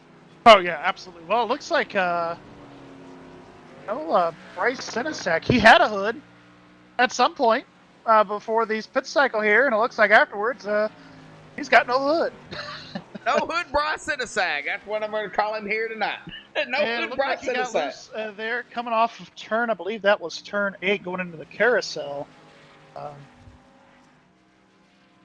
Coming off of turn 8 there, going through the carousel. Still trying to stay running strong here. I think he's about 13th position, but he was running a little further up there. He was running about 6th or 7th a while ago. Yeah, I'm taking a look right now. I don't think I've ever seen somebody lose their hood that way with the Xfinity car. Yes, I don't know if maybe he hit the wall just right, or if it's the damage model update or something. I don't know. Weird. For sure. But I mean, it's hard to state to somebody that has never driven here just how hard this course is, especially with as wild as these cars like to get. I would even go so far as to say that these Xfinity cars are harder to drive than the Cup cars will be tomorrow, because they're working with so little downforce and about 100 pounds more weight than what those guys are going to be working with tomorrow night. Yeah, Scott. Yeah, sorry, Gary. Go ahead. Go ahead. All right, yeah, Scott, I feel you. Yeah, we're going to be right back at it again tomorrow night for the Rick Motec Cup Series right here at Road America. So, there a lot of these drivers that are out here tonight are going to have to battle it out yet again. But do you think it's going to give them, that extra practice for sure? Or, maybe some advantage going into tomorrow night, even though the Cup cars have a little bit more horsepower than what these Xfinity cars do? I would say it would absolutely give an advantage, because the way that these cars have handled, and granted I haven't put any time in since the rescan, so I'm going off old information. I might be a little bit off on it, but the Cup cars have way more control compared to what these Xfinity cars do. You have to brake a lot earlier than you have to in the Xfinity cars, but they seem way more planted in the ground, so you're not as finicky under braking. You're not having to play with the throttle quite as much coming out of the corners and dealing with as much wheel slip. Well, you got that right. I'm not very familiar, Scott. I told Gary earlier and everybody out there watching here tonight, I'm not familiar with Road America. Now, I am on Logan Kies here, currently running in 6th. He's got Alexander Brown on his tail, and Michael Mueller actually right behind Alexander Brown.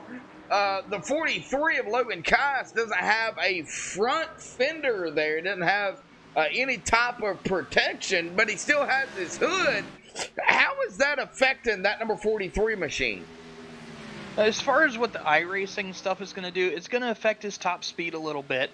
As far as handling goes, as long as he hasn't broken any suspension pieces or bent the toe out in any way, shape, or form, it's not really going to affect his handling all that much, but you'll see some top-end speed loss. and maybe later in the run when the tires fall way off, probably kind of tight in the Yeah, it higher looked like speed corners. he's able to maintain his speed a little bit. Not much of a difference of fall off, but could maybe the tires be a little bit cooler now that he's got no fenders? As far as if iRacing models that, I've got no idea. Well, I I have no idea know when either. Dale Jr. didn't have a fender one time at Martinsville, he was still running pretty good, and it said it actually kept his right front cooler than everybody else. Well, alrighty, folks. Well, joining us up here in the booth tonight, Scott Rambler. Now, we are under 9 to go here this evening. Myself, Joshua Medlock, Gary Will, Scott Rambler up here in the booth. Joining us here this evening for the final laps here. Now, Scott, you've been with us here for quite some time. And since Cameron has been up front, it's been really Cameron Hearn here. You know, he's dominated pretty much the race here since he got up front. What's it going to take for these drivers now? Well, Rhett Nichols now 22.1 seconds behind Cameron. What's it going to take for Rhett to get up front, our pole sitter, to finish the race out with a victory? It's going to take a mistake from Cameron Hearn, or something miraculous is going to have to come out of Rhett's behind, honestly. Because the 22-second gap, that's nothing to scoff at all. Yeah, I knew you were going to say something similar to that. I was going to say the only way that Cameron Hearn was going to be, or that Rhett was going to be able to close it on Cameron, if Cameron money shifts and blows the motor. I mean, that's really it, or if he spins it a couple times on this road course. Right, and I had the opportunity to put up a couple lobbies, work with some of the drivers tonight with their road course stuff, because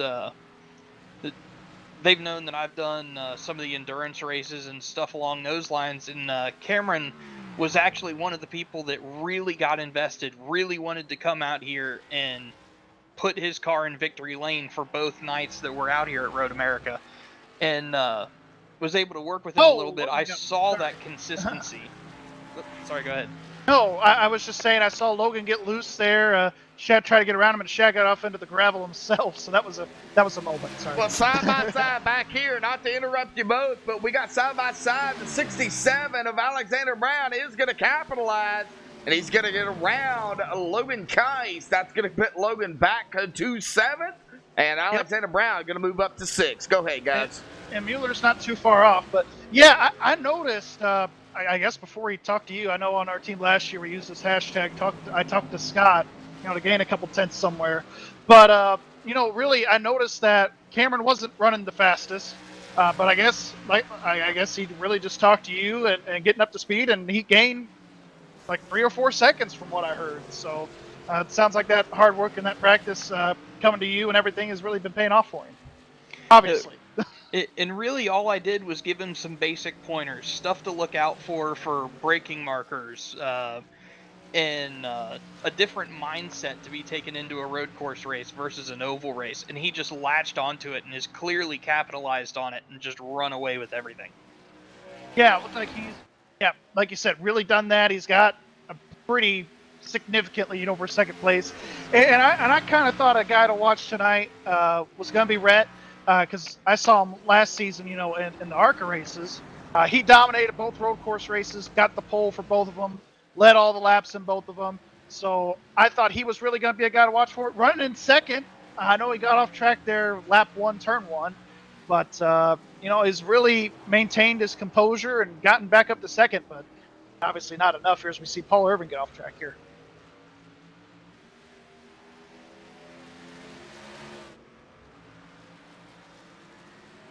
Yeah, it looks like everybody's pretty much maintaining their pace here. We got, 8, 7 laps to go here, something like that. So these guys, pretty much I don't see these positions changing a whole lot more. Looks like we've got 7 to go here. It'll be 6 to go once Cameron crosses the line. So we are winding down the laps, but, Gary and Scott, it takes so long to get around the track here at Road America. No cautions, here at a road course, but it still takes forever. Oh, it Yeah. does. And it may not seem like it, and it's funny to say this about what most people call a video game simulator, something along those lines. It is physically exhausting to run a stock car at this racetrack. Your arms will be absolutely shot. You're trying to do all the shifts that these guys do from 1 to 4 all the way through the racetrack for 35 laps, no cautions, no brakes, no breathers except for when you come to pit road. And it's a real test of endurance. Yeah, and if your pit crew's really good, Scott, you ain't going to be on pit road for very long. But yeah, no, I mean, it does get pretty physically exhausting.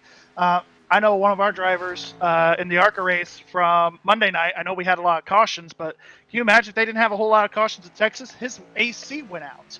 So can you imagine running at a place like even a mile and a half like Texas, no AC in your house, and that breaks? And, Texas, it could be a beast of its own, but nothing compared to Road America. And we're seeing these guys, like you said, going from fourth gear to first gear in some corners, and it's just amazing how these guys are just able to keep it on the track. Right, and especially with as unforgiving as the track is here, going down into turn 5, that heavy braking area, as somebody spins in front of Cameron Hearn, looks like another VRA car off to the left side of the track, hopefully out of the way there for everybody behind him. But one of the hardest sections of that track is that downhill braking zone, because everybody thinks, oh, that's a great place to go and pass, dive to the inside, make some crazy moves. There are so many bumps on the left side of that racetrack. If you are not keeping your right side tires right on that paint line going down into that braking zone, you're going to be bouncing all over the place. It's so hard to find any place to pass here. Yeah, and it's definitely, we talk about wheel hop on these road courses sometimes if you shift too early. But even there, you get almost just a natural sense of wheel hop in there. I can only imagine if you miss a shift or shift too soon down there in turn 5 on that left side, you'll really be going around. Yeah, you will. Another tricky spot here is through Canada Corner, which Cameron Hearn's going through right now. Yeah, that's another crazy place. Yeah. Yeah, you've almost got to start braking as you come through a left-hand dog leg to even be able to slow down for that right-hander. Yeah, absolutely. You really have to back that corner up. But Cameron here looks like he's coming off of the final corner here, coming to 5 laps to go. 5 to go, and it looks like he has extended his lead to upwards of 25 seconds about. Since we started talking, since we brought you up here, he's at about 20 seconds, and he's put on another 4 seconds since then. I'm looking at about 26 point. Well, now as it updates, 26.7 seconds. Let's go ahead and take a look here, guys. From first to second, we'll do gap to leader here from first to second place. 26.9, almost 27 seconds between first and second place with 5 to go. Yeah, and you get around here in about 2 minutes, right? So if you think about it, Alexander Brown running 6, he's a minute behind. He's a half lap down on this 4-mile road course. That's amazing.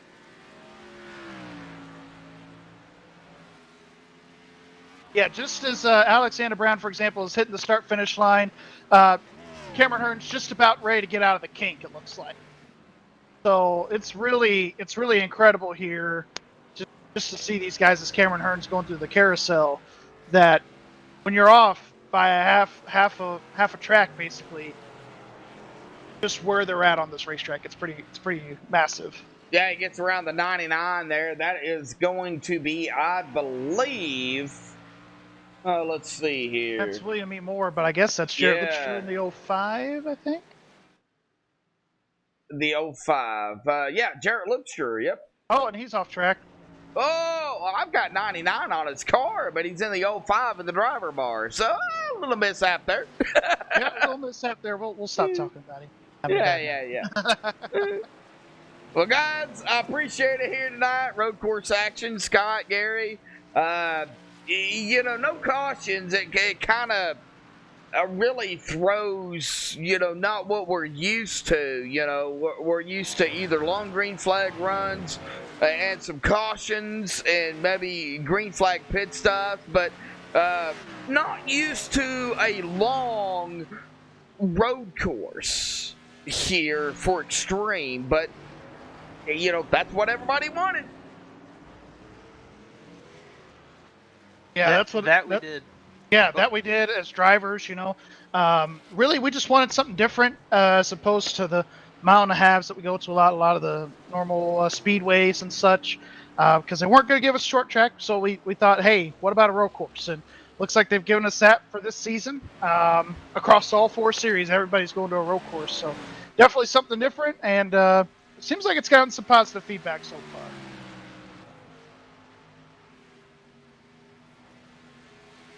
I'm sure after this dominating performance by Mr. Hearn that everybody's going to start taking a look in their notebooks and start to figure out what can we do to try and improve our programs here.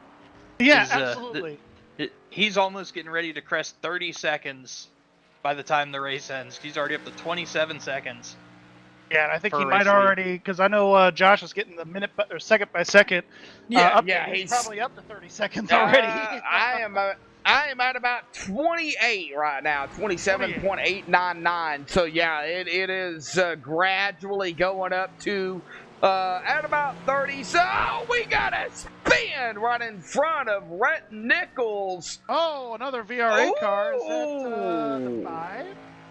Oh, that's not the 5. Is that the 51? 51 and the 88, Zach Willard and Scott McClendon. Oh.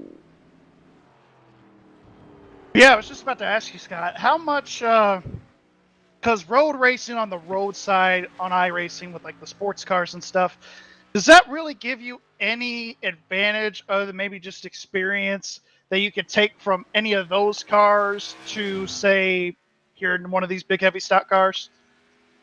As far as going from road to oval, absolutely. If you look at like Indianapolis Motor Speedway or Pocono, or I'm trying to think of a couple other ones, like Martinsville, I've heard too. New Hampshire. Martinsville's definitely a good one. New Hampshire's a good one as well. You have to think of different ways to approach the corner. You can't just diamond the corner every time you go in or stick it straight to the bottom. You have to think outside the box to be able to find speed, and that's where road course racers excel. Because one day the line might be right up against a rumble strip, and the next day you're racing in 120-degree weather, and if you so much as touch that rumble strip, it'll kill you. So it changes, even with something as simple as the weather. And road course racers really, really are good at adapting to a changing racing line very quickly. Yeah, that's one thing I was going to mention. These guys really have to adapt pretty quickly, even as so much as rubber building up. As they continue to lay rubber on this racetrack, I've noticed it's at moderately high usage right now at about 63% here with the track conditions. Like these guys, they're constantly searching for grip out there on the racetrack, and honestly on the ovals too, same difference. We're constantly looking for that grip, but it seems to be always on the bottom here, at least with this new update. So hopefully iRacing, hey man, let's get some multi-groove racing here on these ovals. Yeah, they seem to have it down pretty well with the last tire build. Hopefully they are able to build this one back up to where the other one was, because I really miss being able to go side by side for laps at a time. Now, granted, I do also enjoy being able to drive away from people a little bit. But that pressure of being side by side for upwards of 10, 15 laps, it was a blast. Oh yeah, for sure. As we're seeing Cameron Hearn still pulling away yet again, still going. He's probably 31 seconds. Josh, give us an update here. It's still showing at about 29.8, so not quite 31, but he's still up there. He's kind of broke away there from Rhett Nichols, Alan Elwood at about 9.5 seconds, roughly, from Rhett and GT Hawkins fourth at about a half a second behind Allen. And then 14 and a half seconds behind them is going to be Nicholas Vroman. 2 to go here tonight. He's going to be fifth. I mean, I think right now, it's all about coming down to the final 2 laps here, really, to end the race and to be done with this road course. I believe the one and only road course they have here in the Xfinity Series for Extreme Motorsports. Yeah, this is the only road course on the schedule for both Xfinity and for the Cup Series. But Scott, I just wanted to ask you one more thing. 2 to go. You're Cameron, right? You got a lead. You've got about 30 and a half seconds or so over the second place guy. What is going through your mind as you're trying to win this race here? How do I want to showboat coming down the front straightaway? Because I mean, you drive away from somebody for a 30-second gap. That's an entire lap at any of the other tracks we go to. That is not a fact to be understated. So if I'm Cameron Hearn, I'm going to be backing it off. I'm going to be chilling out this entire last lap, put my hand out the window, wave to the fans, just kind of chill out and think about what kind of celebration I'm going to be doing. Just make sure you bring that thing home. Yeah, absolutely. Bringing it home, clean the one piece. It looks like there's not even a scratch on this 15 car, so definitely good to see him for sure. He's going to come up on a lap car here. Can't tell who it is. It's a green one. Is that Nick Hunt there in the 000? It is. Yeah, I believe it is. Yep. But he's coming up here on Nick Hunt. Like you said, I think he's just looking for a way to bring this to victory lane. He hasn't quite popped the champagne yet, but he's getting ready to here, coming to the white flag. This time by it's going to be the white flag here tonight. Cameron Hearn going to lead his 31st lap here tonight. 1 to go for Road America here for the Rick Bell's Custom Rigs Xfinity Series for Extreme Motorsports and 99.com. And it's been all Cameron. I think he's going to lead 32 laps here tonight, Gary and Scott. I don't think... Okay. I know for a fact ain't nobody going to be able to catch Cameron Hearn right now. No. Yeah, ain't nobody going to be able to catch him. I did see here for a moment, I thought I was about to say, hey, we might have a battle for podium here, but it looks like GT's a little further back than I thought to Alan Elwood, but hey, you just never know. Yeah, at about 1.3 seconds between third and fourth here. I mean, we might have a potential battle here for podium, third place. GT's going to have to do something in that GTR Simulator 14 machine, to get up to Alan Elwood. But Cameron Hearn, Rhett Nichols, Alan Elwood, I would say Cameron Hearn and Rhett right now pretty much solid 1 and 2. So, can't count out Alan. But then again, I don't know. It's going to be close, I would say, for third. But right now, it's all about Cameron. Yeah, all about Cameron. I'm seeing here about a 33-second lead over Rhett Nichols. And like you said, Scott, I mean, about 30 seconds, that's almost like winning the race by a lap. If we were to go to an oval, like if we were to go to Chicagoland next week, and Cameron Hearn wins the race by a lap.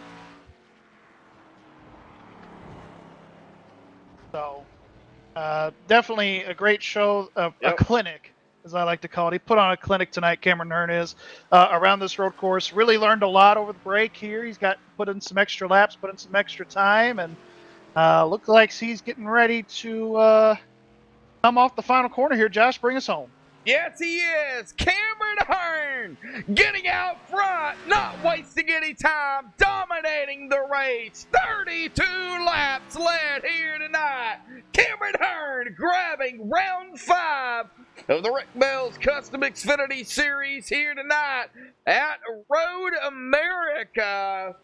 We are going to stay with the guys, but it's going to take them a minute to really finish the race here, Gary and Scott. It's such a big track. Rhett's just now coming off, just to put in perspective, Rhett's just now coming off the final corner, coming down the front stretch, up the hill he goes, gonna finish in that second spot. Yes, he is. And Alan Elwood, he is going to be coming up that track there on the front stretch. Alan going to finish in third. Well, that's the podium here, the top three. Of course, we will step away here and take a commercial break. We'll let everybody finish the race, but of course, we'll get the top three up here for the MaxSpeedTV post-race show. So don't go anywhere, folks. We'll be right back.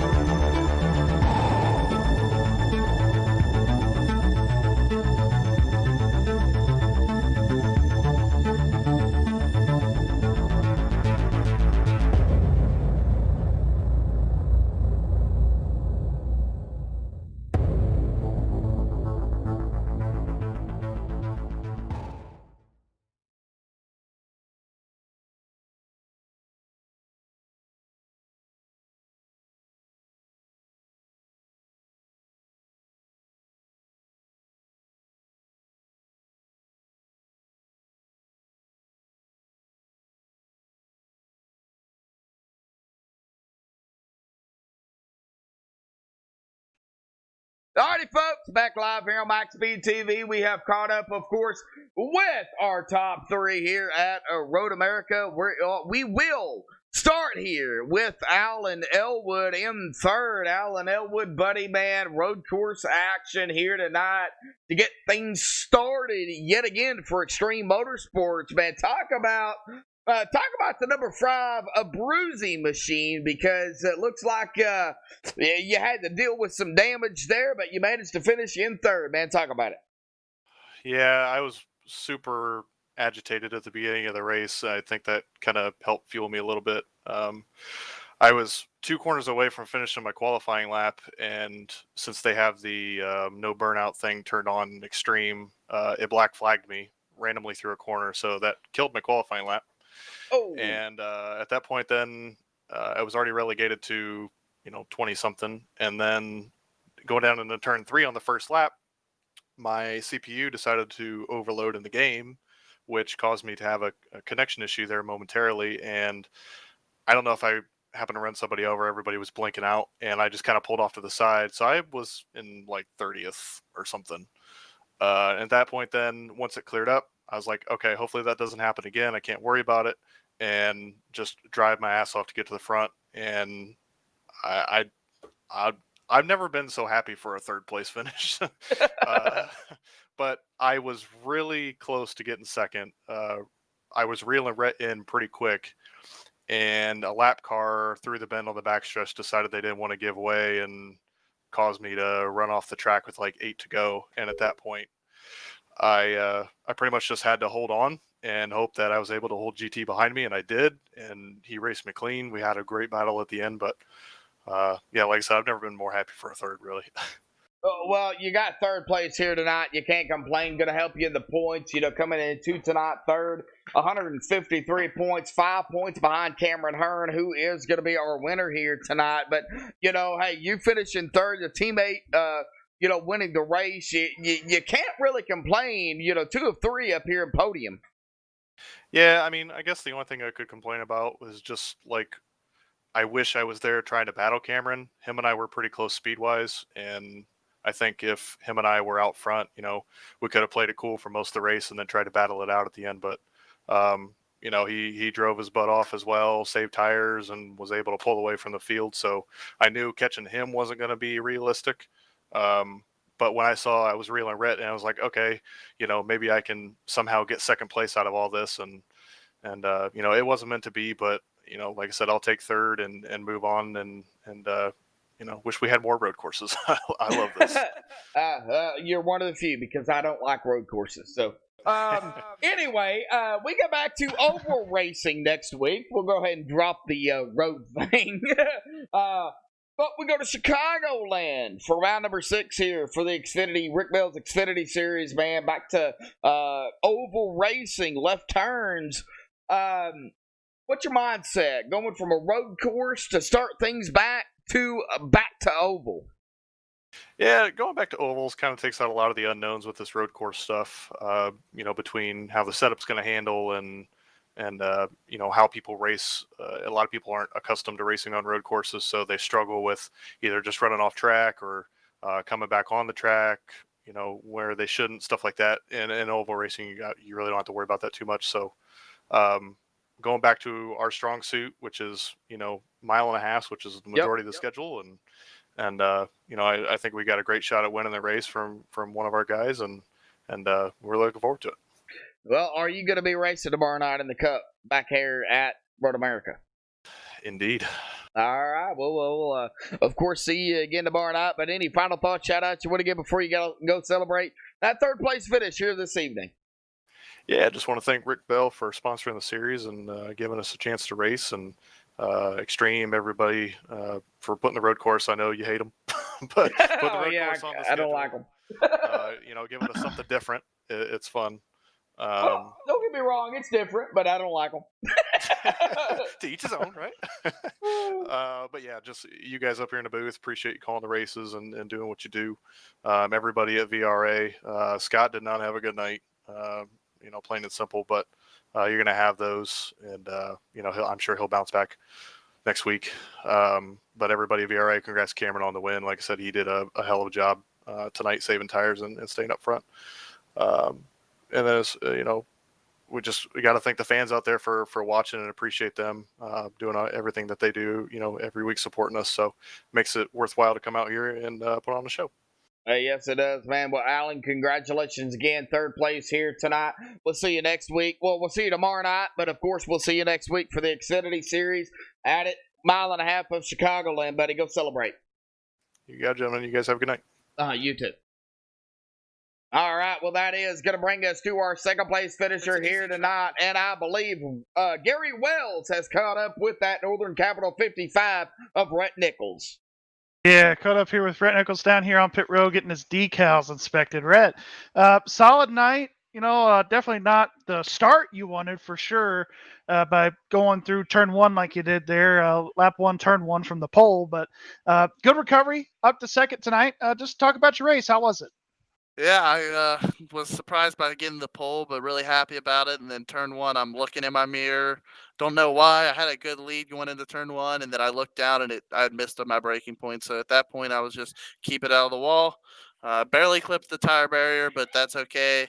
After that, it was all about trying to conserve tires as much as I could over the course of a run. Just couldn't do it as well as Cameron Hearn. I had nothing for him.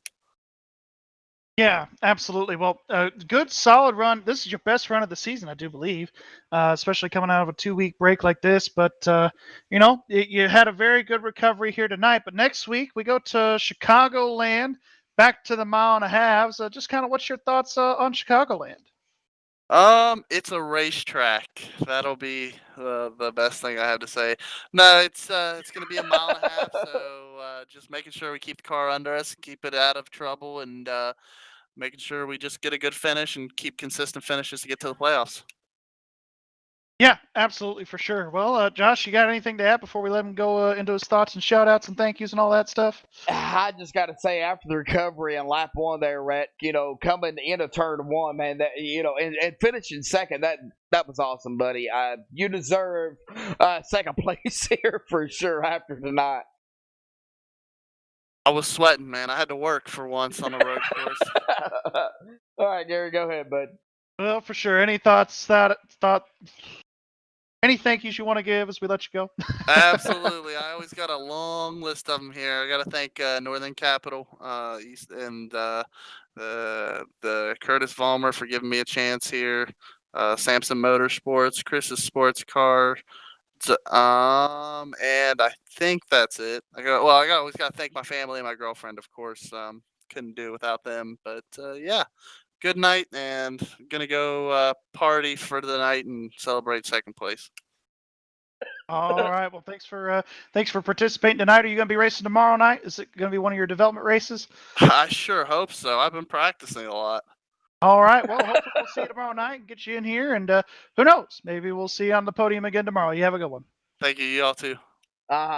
All right, well, that is going to bring us to our winner here tonight, dominating the race after he got up front, Cameron Hearn for Virtual Racing Alliance. Cameron, I don't know how you did it, but you did it here tonight, buddy. Grabbing the win. We got to hear it from you, man. Talk about it. Yeah, a couple weeks ago, I was probably 3 seconds off the pace. Scott Rambler put up a practice session and kind of showed me some breaking points and stuff like that, and helped me out a lot. And after that, I was just kind of practicing my own and just repetition. This track, if you can stay on the pavement, that's a huge plus. And once you get a lead, just kind of take it easy with lap traffic and just run your race. And was able to do that tonight.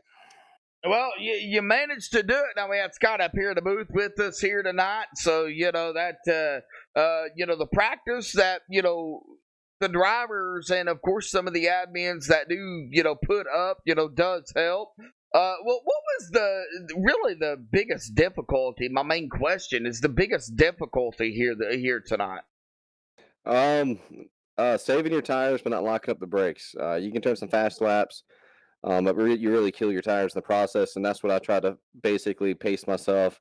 It's very easy to tear up the right front, left front underneath these heavy braking points. So my main thing is just kind of take it easy, let the downshift and let your motor kind of do the work for you, and then after that, just easy on the throttle and keep the tire spin out of minimum.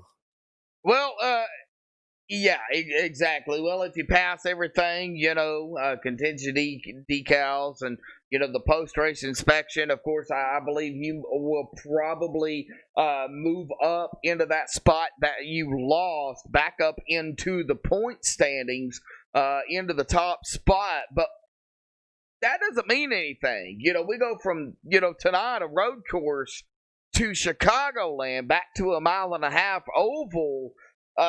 What's the mindset going from road to oval and having to make that adjustment?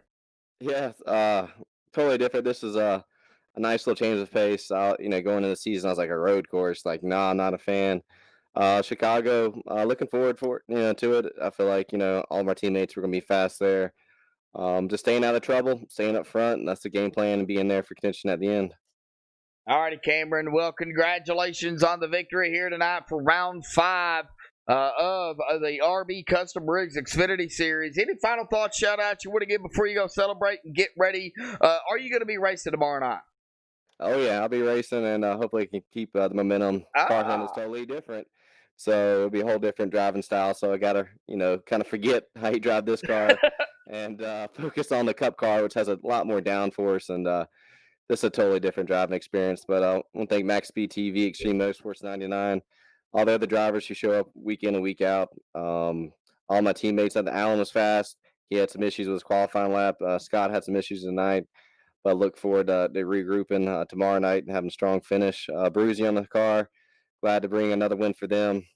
Check them out at Bruzy USA if you need any type of sim gear in terms of gloves, shoes, as well as stuff for your real car. And as always, my dad, my wife, and a big woo!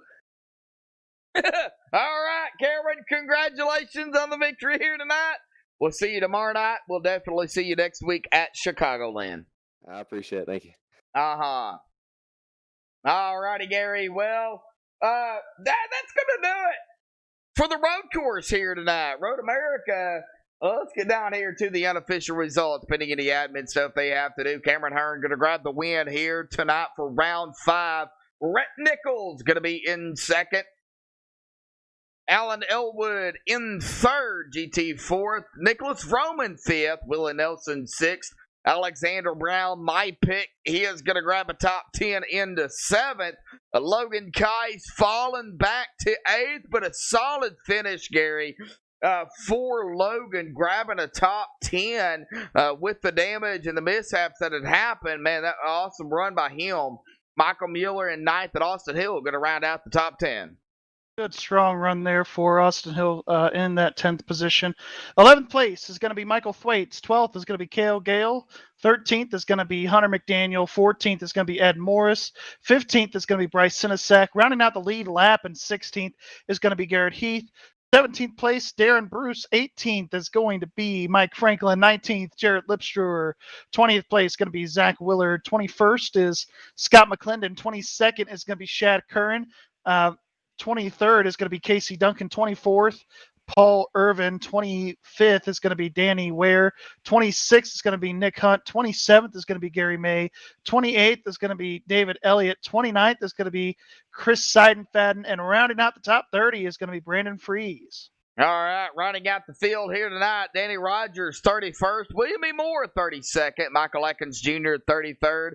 Gary Sexton, Brad Slaughter Jr. looks like did not start the race here this evening.